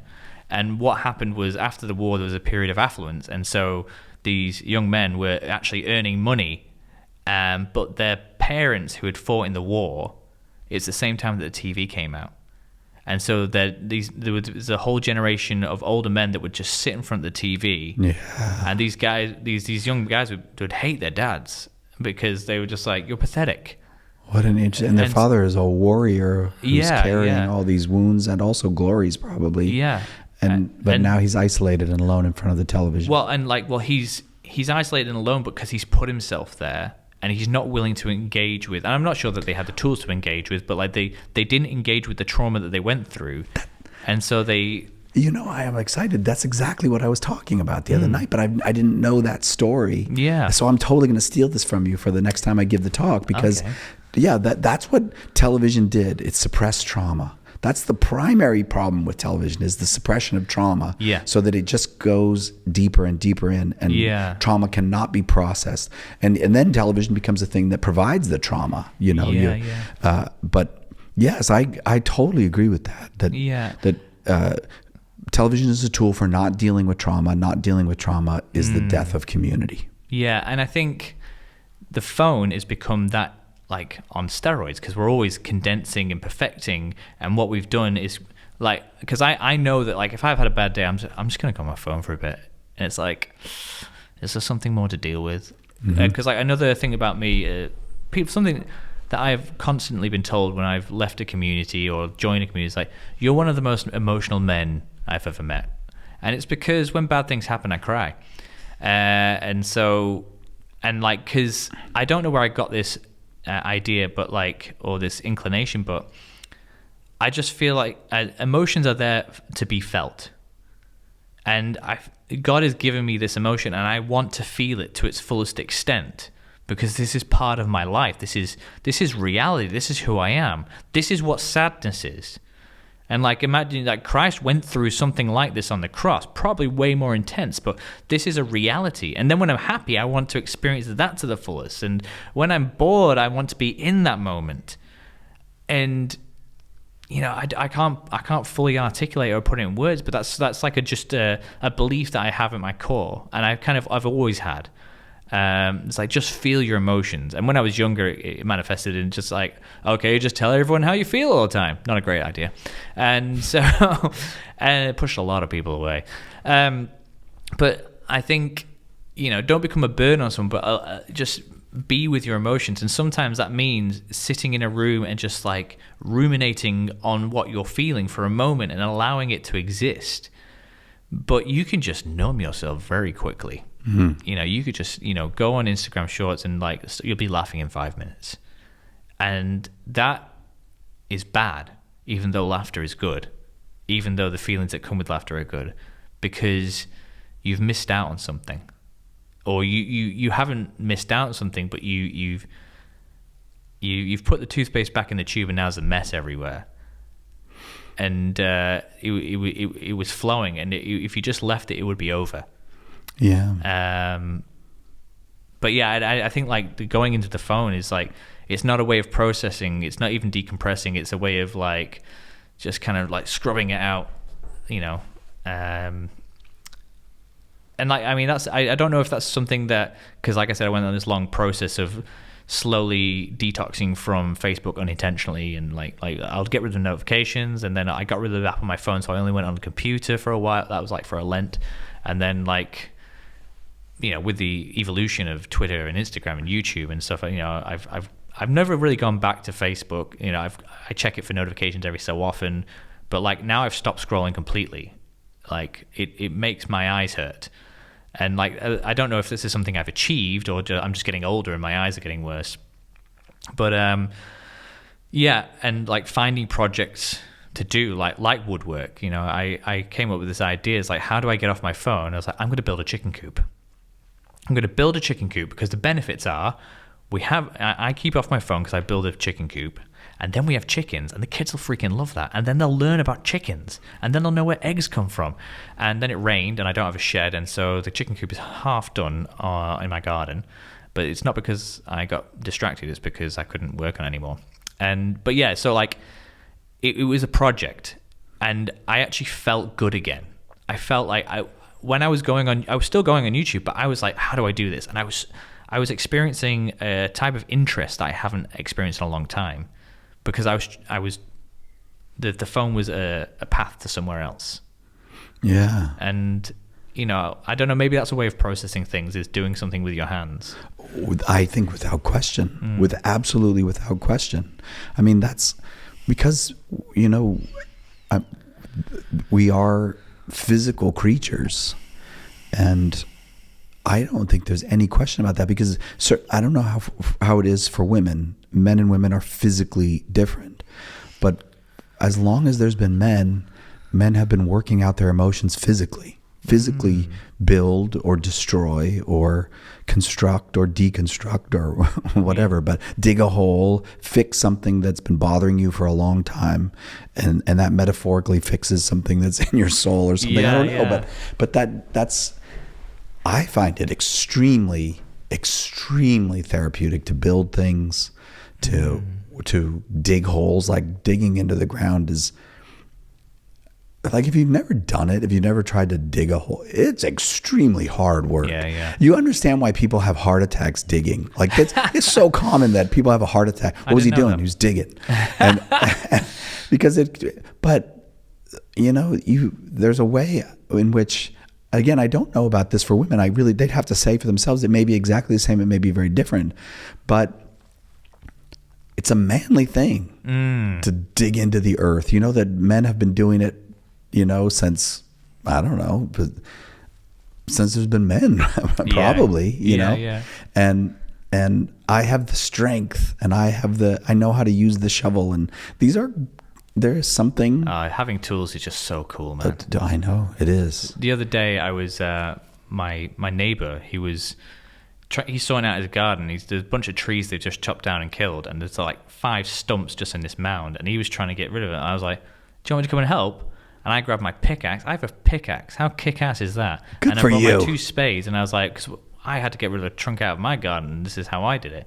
And so we went over, and just me and this guy were just hacking at this piece of wood for like 20 minutes, and he was trying to get this massive trunk out, and then we problem solved together. I said, "Hey, why don't we try this?" And he was like, "Oh, that sounds like a good idea." And then he went into his garage and he saw all his tools, and he came up with a better idea. And then we got it, and then we celebrated with a beer afterwards. Nice. It was just amazing. I know that's therapeutic for men. Yeah, and many men don't have a father who ever taught them how to use those tools. Well, that's what YouTube's for. But YouTube can do it, and or they live in a place where they don't have access to that space and to do those things. I'm surprised that neither of you thought, let's get a chain. Well, the thing is because usually men, when they have to take out any kind of stump, eventually someone comes up with the idea, let's get a chain and attach this to the back of the car. It's the way the houses in the cul-de-sac, and like, because it's 5 tree trunks, like kind of. How many men do you think at some point have had to go to the mechanic and the bumper is off, and the mechanic goes, "How big's the tree? How big the tree stump?" Then you learn, well, you have to attach it to the frame of the car. You can't attach it to the bumper. Yeah, well, we did resort to power tools.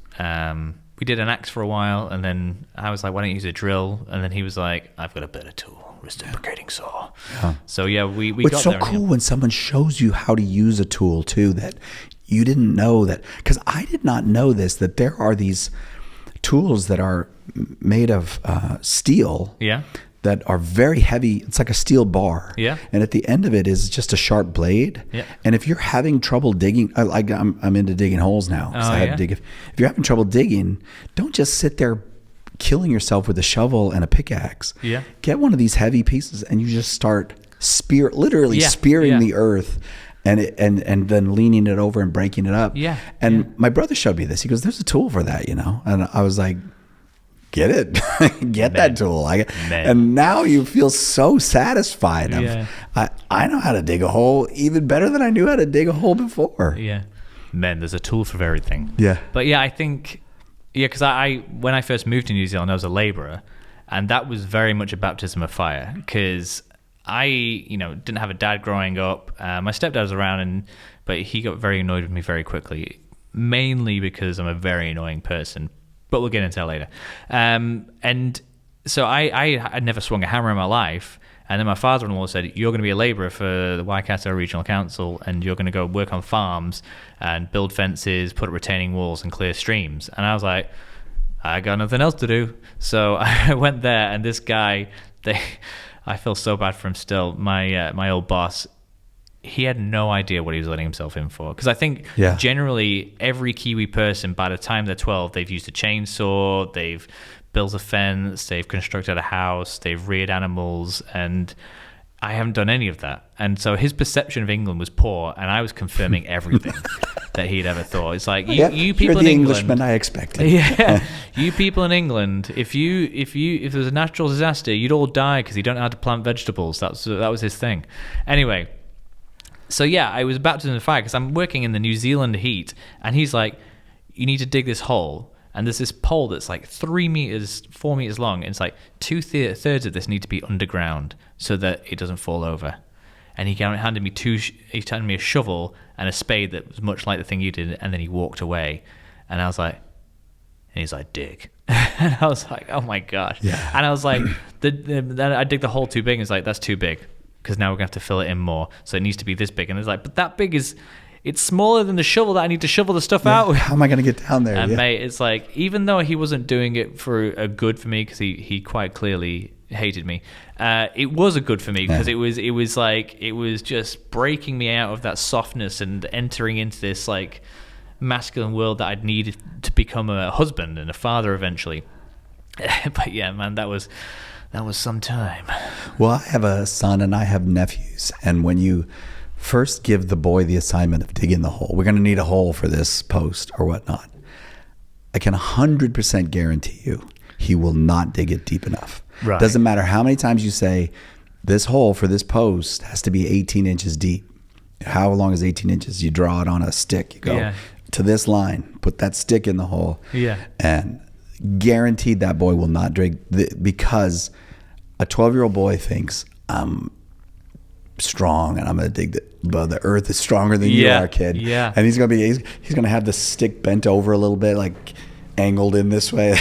I got to the red line that you drew. All right, let's get the measuring tape. Let's see. Yeah, man. Because my first day on the job, he's like, can you just dig this stuff out of the way? And I grabbed a shovel, and he's like, what are you doing? This is clay. I'm like, what does that mean? I'm just going to shovel it. And then he had me digging down, and like he was just frustrated with me. So he's like, dig, and then he was like, this is how you dig, and he'd do it. And then I hit a log, but you couldn't see it because of the clay, and it was like very caked in. And I was going, it like, this isn't working. He said, let me. And he's like, ah. And then his colleague was like, yeah, he's digging into wood there, but we're not going to get through that. I was so thankful for that guy, because I felt stupid, because I was being, but it was very formative. Well, it's harder to dig a hole than you think until you've done it. Yeah, because I'd only ever dug on the beach, and it's like that's easy. I can dig holes for days. I can bury you in sand. But like going back to like what I was talking about with like the like community that I felt with my neighbor in that moment, we've talked a lot on this tour, and it kind of bring it to like evangelism, like Evangelion is what we're called, or as you like to say, Evangelion. I'm still not on board with that yet. I can maybe be convinced. If we can get a logo of a lion preaching the gospel, okay, I think you'll be on board. If you're out there and you want to do that, just send it in, and we'll do a competition or something. I don't know, or maybe you know a guy in Catholic Answers that's good at drawing lions. I don't know. I do know a guy. Okay, he's very, very busy though, so but I'll ask him. Yeah. Okay. Cool. That'd be awesome. Anyway, moving on. So we talked about that community, and like, I think relating back to everything we've said, like we talk about how we use TV and our phones to avoid trauma, and this kind of distances from being with people. I would suggest that maybe an apprehension to evangelism nowadays is we're scared of causing trauma for somebody else. If we present a different way of life, if we present an argument, it might come across too harshly. It might offend their sensibilities, and it might call them out into a deeper part that they're willing to go into, and that would be traumatic for them. And then it'd be traumatic for us, because what if they give us a bad response, and then what do I do with that? And like, so we've already lost our ability to process things through the invention of the television. Just for the argument, just for the purpose of this podcast, let's say that we'll make that as a claim. We've lost the ability to deal with trauma because of the invention of the television. That's a very contentious statement. Oh. Like, it's kind of like, well, we are probably more emotionally fragile. Yeah, and so previous generations. When it comes to evangelism, it's like, okay, so how do I preach the gospel now then? Because people are disconnected from the world, and so therefore they're disconnected from people and conversation, and they're hiding from their own traumas, and then creating trauma for someone else would cause the massive trauma. And like, I don't want to talk about it. And like, I remember I was talking to a friend of mine, and I was talking about evangelism. It was like, we're not supposed to just go out and evangelize. And I was like, it literally says that in the Bible. Because her conception of evangelism was maybe street preachers that shout at people. And it's like, that, if that's evangelism, we're not doing that. And I was like, no, that's probably not evangelism. But then like... Well, it's an attempt, but yeah, I think long experience would suggest it's unlikely to meet with success. Yeah. And something that's like really impressed me about you on this tour so far is how you present information and how you engage with people. Like particularly with the debate, I can't remember the question that was presented, but they started talking about the popes and maybe how bad the popes were or something. And I remember one guy said there's some popes that like even Catholics agree they're going to hell, and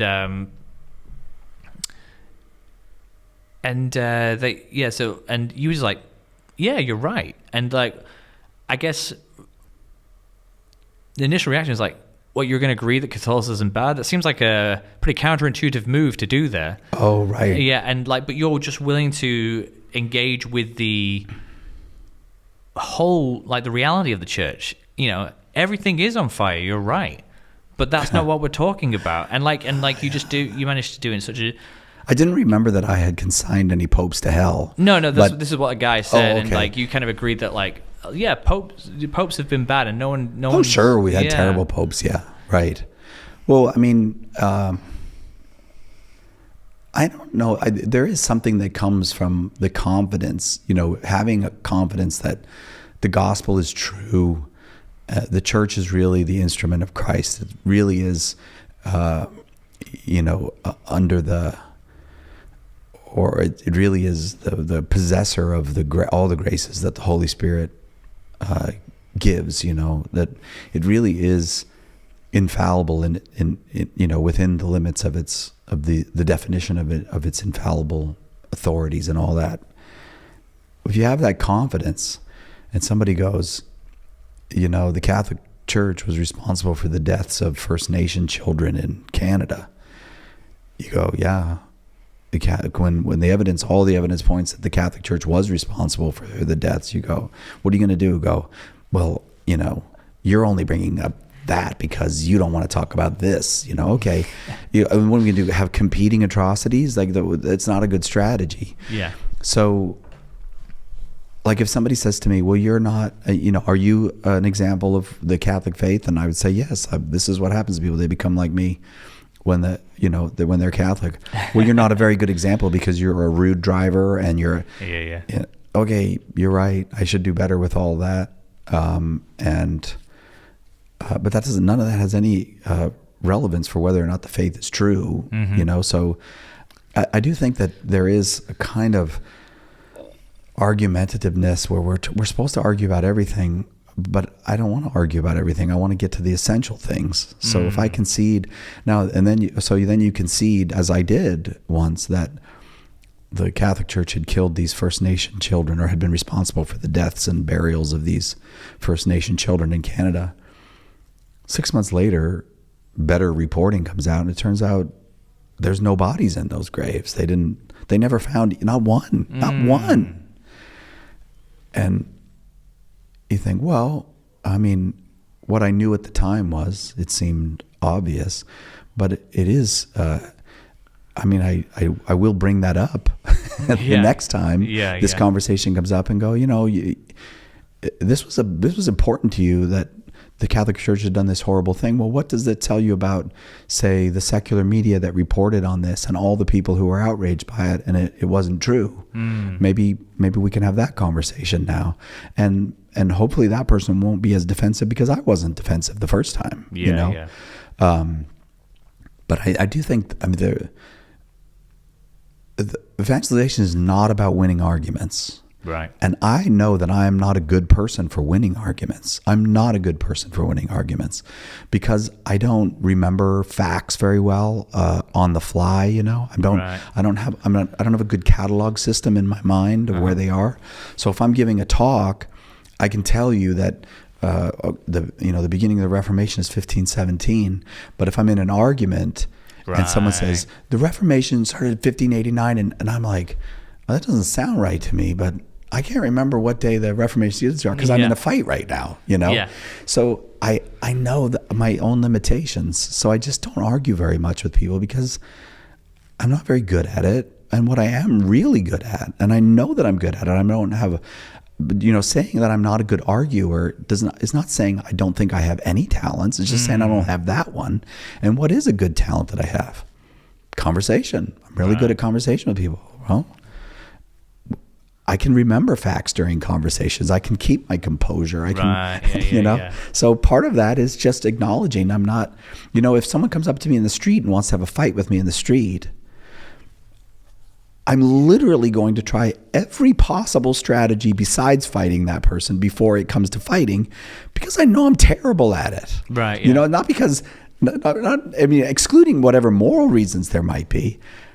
The practical reason is I'm terrible at that. Yeah. Let's move into an area where I'm at the advantage, And where's an area that I'm at the advantage, Well, laughing and joking, I have the advantage. It's possible if this person has some kind of injury, I'm a faster runner than this person, so they won't catch me. Screaming for help, I'm very good at. We'll move into the areas that I have perfected. Yeah. Because physical combat is not going to go well for me if it comes to that. So I think my evangelization strategy is exactly the same. If this comes down to a real argument, I'm going to say a lot of stupid things. I'm going to get a lot of facts wrong, and I'm going to lose. Yeah, I think that's really cool to hear, because I think my impression of apologetics for a long time has been, it's just reading heaps of books, learning the whole history of the church and every argument for every potential argument, and being able to regurgitate those at the right time when someone's shouting at you in your face. And maybe you say that Tim's more of a fighter and he's more aggressive with his words. Tim is literally a fighter. He's a boxer. Right. Yeah. And he was in the Marine Corps. Yeah, he's that kind of fighter too. And so he, I was like, I can't do apologetics then, because I can't. Because you don't have that catalog system in your head either. I can't remember these things. Right. I can't even articulate them well. And so I'm like, no, I'm an evangelist. I evangelize. I don't do apologetics. And I have no distinction between the two, except that in my head, apologetics is a bunch of learnt theology that you can articulate really well in heated situations, where evangelism is a life lived. But I feel like the way that you embody, because you obviously work for an apologetics ministry, so you are an apologist, but you're not like my perception of apologists, where it's you're so casual, and I think it's beautiful what you're saying. It's oh no, this is my wheelhouse, and so I'm gonna express it. I'm gonna talk to this person, engage them in a discussion, and we'll hopefully come out with something productive. Yeah. When you say that I'm an apologist, it's part of my role, but I'm not a trained apologist. Oh, okay. So I don't, I've learned a great deal from Jimmy and Tim and Trent and Carlo and Joe and everybody else that's been on. But I'm not a trained apologist. They have not just talents that I don't have, but they have developed skills that I don't have. Okay. So I know my role at Catholic Answers is kind of a humanizing role in the sense of, like keeping the show moving that makes it more accessible to humans, and introducing and transitioning. These are all things that make it accessible. Occasionally making a comment that, is a little goofy or whatnot. Right. Sometimes making, if I have happened to maybe hear something that the apologist heard wrong, making a clarification, or I see an opportunity to say something that the apologist didn't think of, as long as I'm not stepping on their toes, because they're professionals, right? And it's not my job to say, so all these things that kind of make it more accessible to a person, and it's a very minor job in a way, but it's not nothing, somebody's got to do it. So you would say that would you say there's a difference between evangelism and apologetics, or because it's you can train to be an apologist? I suppose the evangelists have some sort of training as well, when you think about it. But to me, they are very different things, and I haven't got a clear definition for either. Well, sharing the good news is, all these things blend into one another. Catechesis and discernment, formation, apologetics, evangelization, they all blend into each other because human lives are not linear. Some people are advanced here but behind there, and so, it's not just like I've gone through form A and now I'm on form B of life. That's not how it works. So they all blend into one another. But evangelization really is the proclamation of Jesus Christ. It really is. Yeah. It's just the proclamation of Jesus Christ. Now, you said there's many ways that we proclaim Jesus Christ in works of charity, in telling the story of Jesus Christ, of who he is, of inviting people to experience Christ in prayer and liturgy, and all of that. But the your word that you invented, evangelization, which I love. Yeah. That's really what evangelism is. The evangelism is just the part where one presents the person of Jesus and proclaims the person of Jesus as Lord, in a way that hopefully is fit to the person or persons to whom one is presenting. Okay. And then apologetics is the kind of explanatory defense of that, where catechesis is the filling out of all the things that one would need to know for the formation of the Christian and the undertaking of Christian life. Apologetics is the response to challenges to the Christian. That's essentially what it is. The first great apologist, or the early great apologist that everybody knows, is Justin Martyr. And the challenge to the faith is that Christianity is being marginalized, in some instances outlawed, in some instances challenged in the Roman Empire. So what Justin Martyr wants to do is appeal to those in power in Rome to say, we're not what people are saying we are. We won't bring the kind of disruption that you're being told we'll bring. And this is why. Okay. So it's just a defense that's fit to the challenge, is what apologetics is. Right. And so if the challenge is atheism, it's a defense of the existence of God. If it's a challenge to the Gospels, it's a defense of the truth of the Gospels. If it's a challenge to the person of Jesus, it's a defense of the person Jesus. And I can defend all of those things, right? But I am not trained in the intricacies of that. I mean, there's some people who are, naturally good prize fight or naturally good fighters, and then there's some people who are trained as prize fighters. I think I do have natural talents in that regard, but I'm not a trained prize fighter. Right. Tim and Jimmy and those guys, those are the trained prize fighters. Yeah, and I suppose in the mission of making disciples of all nations, both are necessary, and but they're within the same thing. And I suppose it's working out what is your style. Yeah, are you a fighter or are you a negotiator? Are you a discussionist or are you an apologist? And I think that's important to know, because again, it sounds like when I talk about evangelization anyway, or in my mind, it sounds like a final thing. It's like, I'm going to go out and evangelize. When going out and evangelizing is throwing seeds into an empty field, and then someone else might come and water them, but you're doing your bit, or you might throw the seeds and water them, and you just got to hope the sun comes out. So yeah, I think I suppose I need to bear in mind, I don't know if other people, it's like our role in bringing the gospel about in people's lives is limited by what we can do, and that's okay. We don't have to finish the job.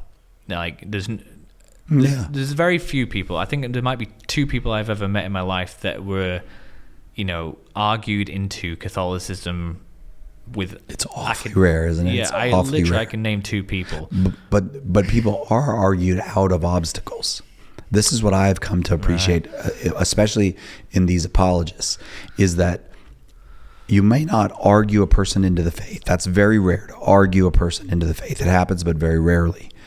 But you can argue a person out of an obstacle, so that if it's a barrier for them to moving closer to Christ in the church, take that barrier away, they might just flow like water downhill right into the church, or they might flow to at least to the next obstacle. Yeah. And then you remove that. So that to me I've learned is the great power of apologetics, not to win arguments, but to make arguments that remove obstacles for people who have a barrier in their way. Right. And I suppose that can come about in very different ways. I think I was talking to someone about this recently. It's like the way, this is something that I've become aware of since having children. It's like the way we come to know things, we've been conditioned to think the way you know things is you read something, you memorize it, you know it. You get tested on it in an exam, and that's how well you know it. Or you write a paper to show how well you know it. That's how you know things. But you don't teach a kid manners one way of doing it is by making them repeat what you say, but words don't have meaning to them. But knowing how to use the words comes from watching people use the words. So a form of education is watching someone act. Like if you were in a country and no one spoke the same language as you, and you didn't know what you're doing, you see what people are doing and you start copying it. It's like, this is what we do. Actually, there was this study done, and there was a waiting room, and every time an alarm went off, they were told that you have to stand up every time the alarm goes off. And then they slowly replaced everybody out. And then... what a clever experiment. And then eventually, great. None of the original people in the room, but every time the alarm went, everyone stood up, and no one knew why. I would love to be a behavioral psychologist, because it seems like all they do is devise tricks. Let's try this trick on people and see what happens. What can we make them do? Yeah, right. And so, I think, behavior is how we show people, and the way we interact with people is how this is how we learn. We see it's I always think this with the Mass is, if a Mass is done well, and, let's say a traditional form, whether Latin or otherwise, you learn there is something going on. Everyone's facing a certain way.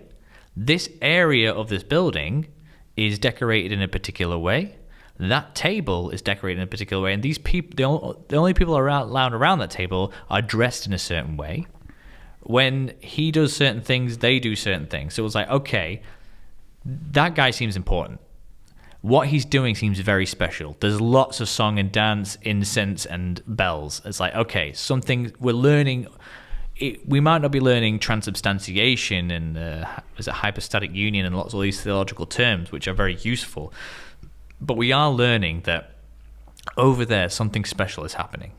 You could argue that even in the Latin Mass more so, because we're all watching this guy do a thing, and he's doing it to himself by the looks of it, because his back's to you. And then he's holding it up, and people are reacting in this way. So something, that little circle, that's important.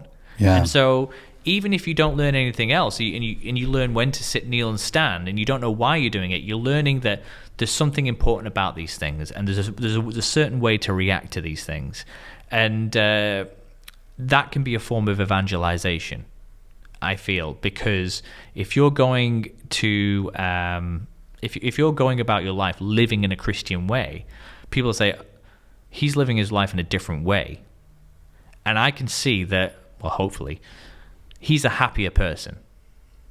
So you better be happy. They will know each other by the way you love. It's like, this guy or this girl is different. And when they interact with me, when they talk to me, I feel like they're listening. I feel like I'm with them, to bring it back to what we were talking about earlier. They seek out relationship with me. And when I'm in trouble, they are there for the benefit. And so it's like, I'm not teaching you anything about apologetics, St. Thomas Aquinas, the Catechism, but I'm teaching you that I live a different way by my behavior, and then that can provoke the question, which can bring, because I go to Mass, which can provoke a lot of questions. Yeah. I actually had this really cool experience with this. A friend of, so I went to university for 3 years, and everyone knew I was Catholic because I pray before my meals. I did the consecration of St. Joseph, and I loved it so much I told everyone about it. And then one day, a couple of years into working, one of the girls, I believe she's Buddhist, she started asking me questions about the Mass. She texted me saying, "So what is the Mass?" I'm like, "What?" Mm-hmm. And I texted her like, "So you want me to talk to you about the Mass?" And she was like, "Yeah." I was like, "I just want you to be very clear right now. You want me to explain the Mass to you?" And she was like, "Yeah, did I ask the wrong question?" "No, you asked a very good question. I just want to make sure you're prepared for this because I'm going to tell you. This is going to be traumatizing for you." And then I was like, where do I start? And I was like, I don't want to say it's a church service because that is wrong. So I started with, and I imagine lots of people disagree with me on this, it's like, Mass is the coming together of heaven and earth. And in order to understand what's going on in the Mass, I first need to explain to you what is heaven. And I talked about God in heaven and how heaven's different to earth. And then I brought in to explain why the Eucharist is so important and why we go to Mass, which is the Eucharist and the Word of God. And I should pull up the conversation. I'll go over it with you later. And I explained the Mass from the point of, because that, for me, I mean, especially for me, that is the most important thing in the Mass. If you don't know that, why are you going? It's the coming together in heaven and earth. Why would someone disagree with you? You think people... I feel like you went too far. You started at a very complicated point. Oh. It's like, I feel like most people would start with liturgy maybe, or they might even just... And again, this might come back to the whole trauma thing. I actually would say, I think you started at a very good point because heaven has a wonderful resonance. People are... Yeah. Like... If by some chance heaven is real, people would like to go there. Yeah. So I think I don't think we talk enough about heaven. I think we're ashamed of it. I think we are like embarrassed. Like, yeah, well, yes, we do actually believe in a place of perfect union with God, with all of his sons and daughters. Yeah. With perfect spiritual, intellectual, and physical bliss. Yeah. And people say, "Oh, that's so corny." Yeah. I think we've domesticated heaven a bit. Like you see it in the symptoms. Oh, we know what it is. Yeah. But like, yeah. So I went through like how it works on a different time scale and like the Chronos time of God, and I need to tell you everything from the very beginning, because if I tell you that somewhere I go in a church building, you're not going to know why I go. Anyway, I went on and told this whole story, and then the next day she said, one of my parishioners told me that she was Catholic, and it was Sunday, so I made sure she got to Mass. And I was like, oh, Mary in heaven, praise the Lord. I just got a Buddhist to make sure that a Catholic got to Mass on Sunday and received the Eucharist. What a victory. Huh? I was like, what way in heaven can I do that? Oh, the batteries have been exhausted on my camera. Is this one still working? Nope, both gone. But anyway, I think it's been going on for almost 2 hours. So I guess we should do like final comments and bring this conversation to I really enjoyed the conversation. It didn't seem like 2 hours to me. No, it was great. I think I did a bit of a slow start, but we got going in the end. Well, good. Very good. But yeah, so I think, I don't know why I told that story now. Well, now I'm flustered. I can't remember. But yeah, I think I was talking about, like, you know, the point that explanation comes in can often be, because I was talking about like how we can teach people not through telling them things, but then we have to get to a point where they're ready to listen in order to tell them. And a way of educating, so a way of apologism. Apologetics. There we go. What do you say? A way of apologetics. It doesn't have to be the Council of Jerusalem was at this date. Oh, very good. It can be, this is the way to live a Christian life. Watch. Yeah. And then the questions come like, what, why, how? I often said, I said this a lot when I first started podcasts, you know, we've got to live a life that's both confusing and attractive. But I feel like that's a really simple way, and almost too simple way of saying this, of we need to love each other. We need to love people. We need to have that desire to be with people, and we have to live that out so much so that when we're with them, they feel something different than when they're with other people. They feel something different than just community. And then they know something more about you because you are actually with them. And then they can ask a question, and through the grace of God, you'll have an answer. So we do need to be formed in the faith. Oh, right. Yeah, Peter himself told us to be prepared. Yeah, you know? And I think so you have to do those things that you in good conscience think would prepare you. Yeah, and I think the preparation isn't necessarily, I've got to go and buy Trent Horn's book and read it page to page. I need to read everything that's on the Catholic Answers website before I can even go out and talk to anybody. I need to know the Summa Theologicae back to back. Because no, you need to be prepared to give an account of what happened to you. Yeah. I think that's the primary thing. Yeah. And I think, you know, like I said, with my conversion experience, it's like the Catholicism just drew me deeper. My inclination is more towards relationship and like kind of like the airy fairy kind of stuff that you can't quite pin down.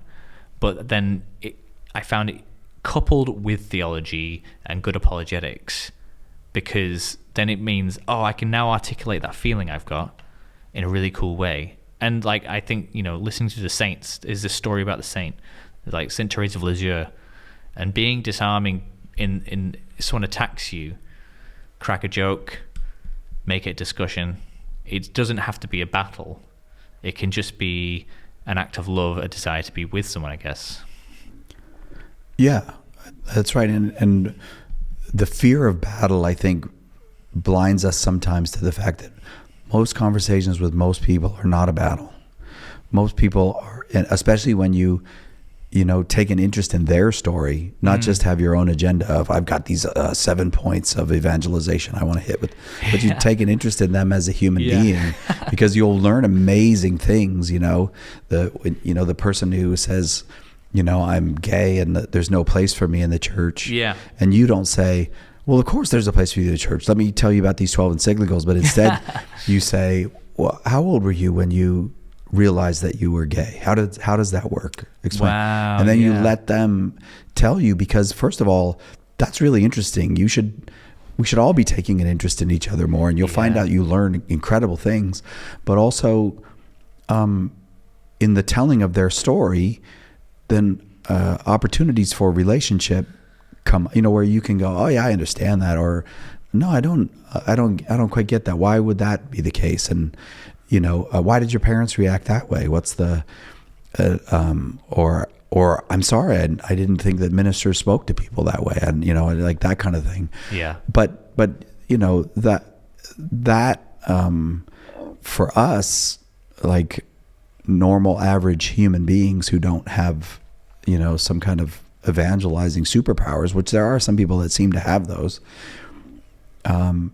starting a conversation is the best thing, because that's safe for the other person. Yeah. And it's safe for you. You know? Yeah. It's safe not in the sense of nothing bad is going to happen, but it's safe in the sense of all the everything gets turned down when we're talking to another person. All the bad habits of battling, all the trying to make points, when it's not about making points. It's about sharing a person. And if you won't share yourself and allow the other person to share themselves, how are you going to share the person of Jesus? There's no relationship. There's no conversation for the person of Jesus to enter into and be part of, Like, it's almost like you want to say, Jesus, come over here and meet this person that I'm abusing with the gospel. Or you could say, Jesus, come over and meet this person that's so interesting, who has a fascinating story. I never knew that, some people had an experience when they were in kindergarten that convinced them that they were gay, so that you're not introducing Jesus into a fight. You're introducing Jesus into a conversation. Yeah. I think, that's really cool of like, I guess two things that, you've kind of taught me on this tour is like, be willing to discuss rather than to fight. Because that's like, it's way more interesting and it's more human. Yeah. And then also like don't be ashamed of the history of the church. Be aware of it. Yeah. And then don't be terrified by other people's sin, but be interested in it, because maybe it's something that they've never been able to talk to someone about before. And Christ says everyone can come to me. And so if we are to be Christian, which is to be Christ-like, why can't they come to us? And so I think that was a really, when you just said there's like, ask that question, so when did you realize you were gay? It's like, that changed everything. Just that one, there's like, oh my gosh, you're right. It's like, be with that person. Right. It's like, okay, if you're going to share this with me, I need to know more. Yeah. We can't just stop it there. Right. Yeah. That person feels excluded from Christ and his church because they experience themselves as gay. Yeah. And you're going to do what? Just keep saying, yeah, but you need Christ and his church. Yeah, you're not going to take any interest in the very thing that they're telling you is making them feel excluded. Because that's also very personal if someone says that to you. I mean, I think it's become more acceptable now to proclaim it, but like, regardless, it's still something very personal they're letting you into. And like, the only way you can honor that is to go deeper. It's like, is that all? It's like, no, I want to know more. Yeah. When did that stop, and how has that changed your life? Yeah. And it's not in an accusing manner. It's like that. I mean, you're right. It is genuinely interesting. Why would someone feel that way? What does that mean? It is actually interesting, and people will tell you really, like, instead of having an argument, you'll be like, man, I met the most interesting person who has this fascinating life, and these really terrible things happened and these really cool things happened. Like, now you've got that. Like, it's better to experience a person even than to experience a victory in argument. Yeah. Man, so much to think about. But it is cracking on, and you should probably get some rest before your final talk at Meadowbank Parish. I have internet access on my phone, so I'm going to go look up what cracking on means. I don't know I don't know these wild New Zealand words you have. I don't think that's a New Zealand English word. word. That might be Irish. Irish, cracking on? Well, they use the word. They say crack for fun. Don't they? Yeah. I mean, when you Google it, you let me know where it's from. But in does cracking on mean like moving on? Yeah, get going. Right, let's get going. Yeah. Okay. So we should crack on and crack on. I want to thank everybody for staying to listen to the 2 hour and 7th minute. Holy smokes. Yeah, and if you want to hear more of this content, please do get involved with Evangelion at evangelion.co.nz. Share and like and subscribe to all our social medias and follow us on Curiously Catholic. And if you feel like you want to help the mission of Evangelion and evangelize this great nation, do consider a monthly donation.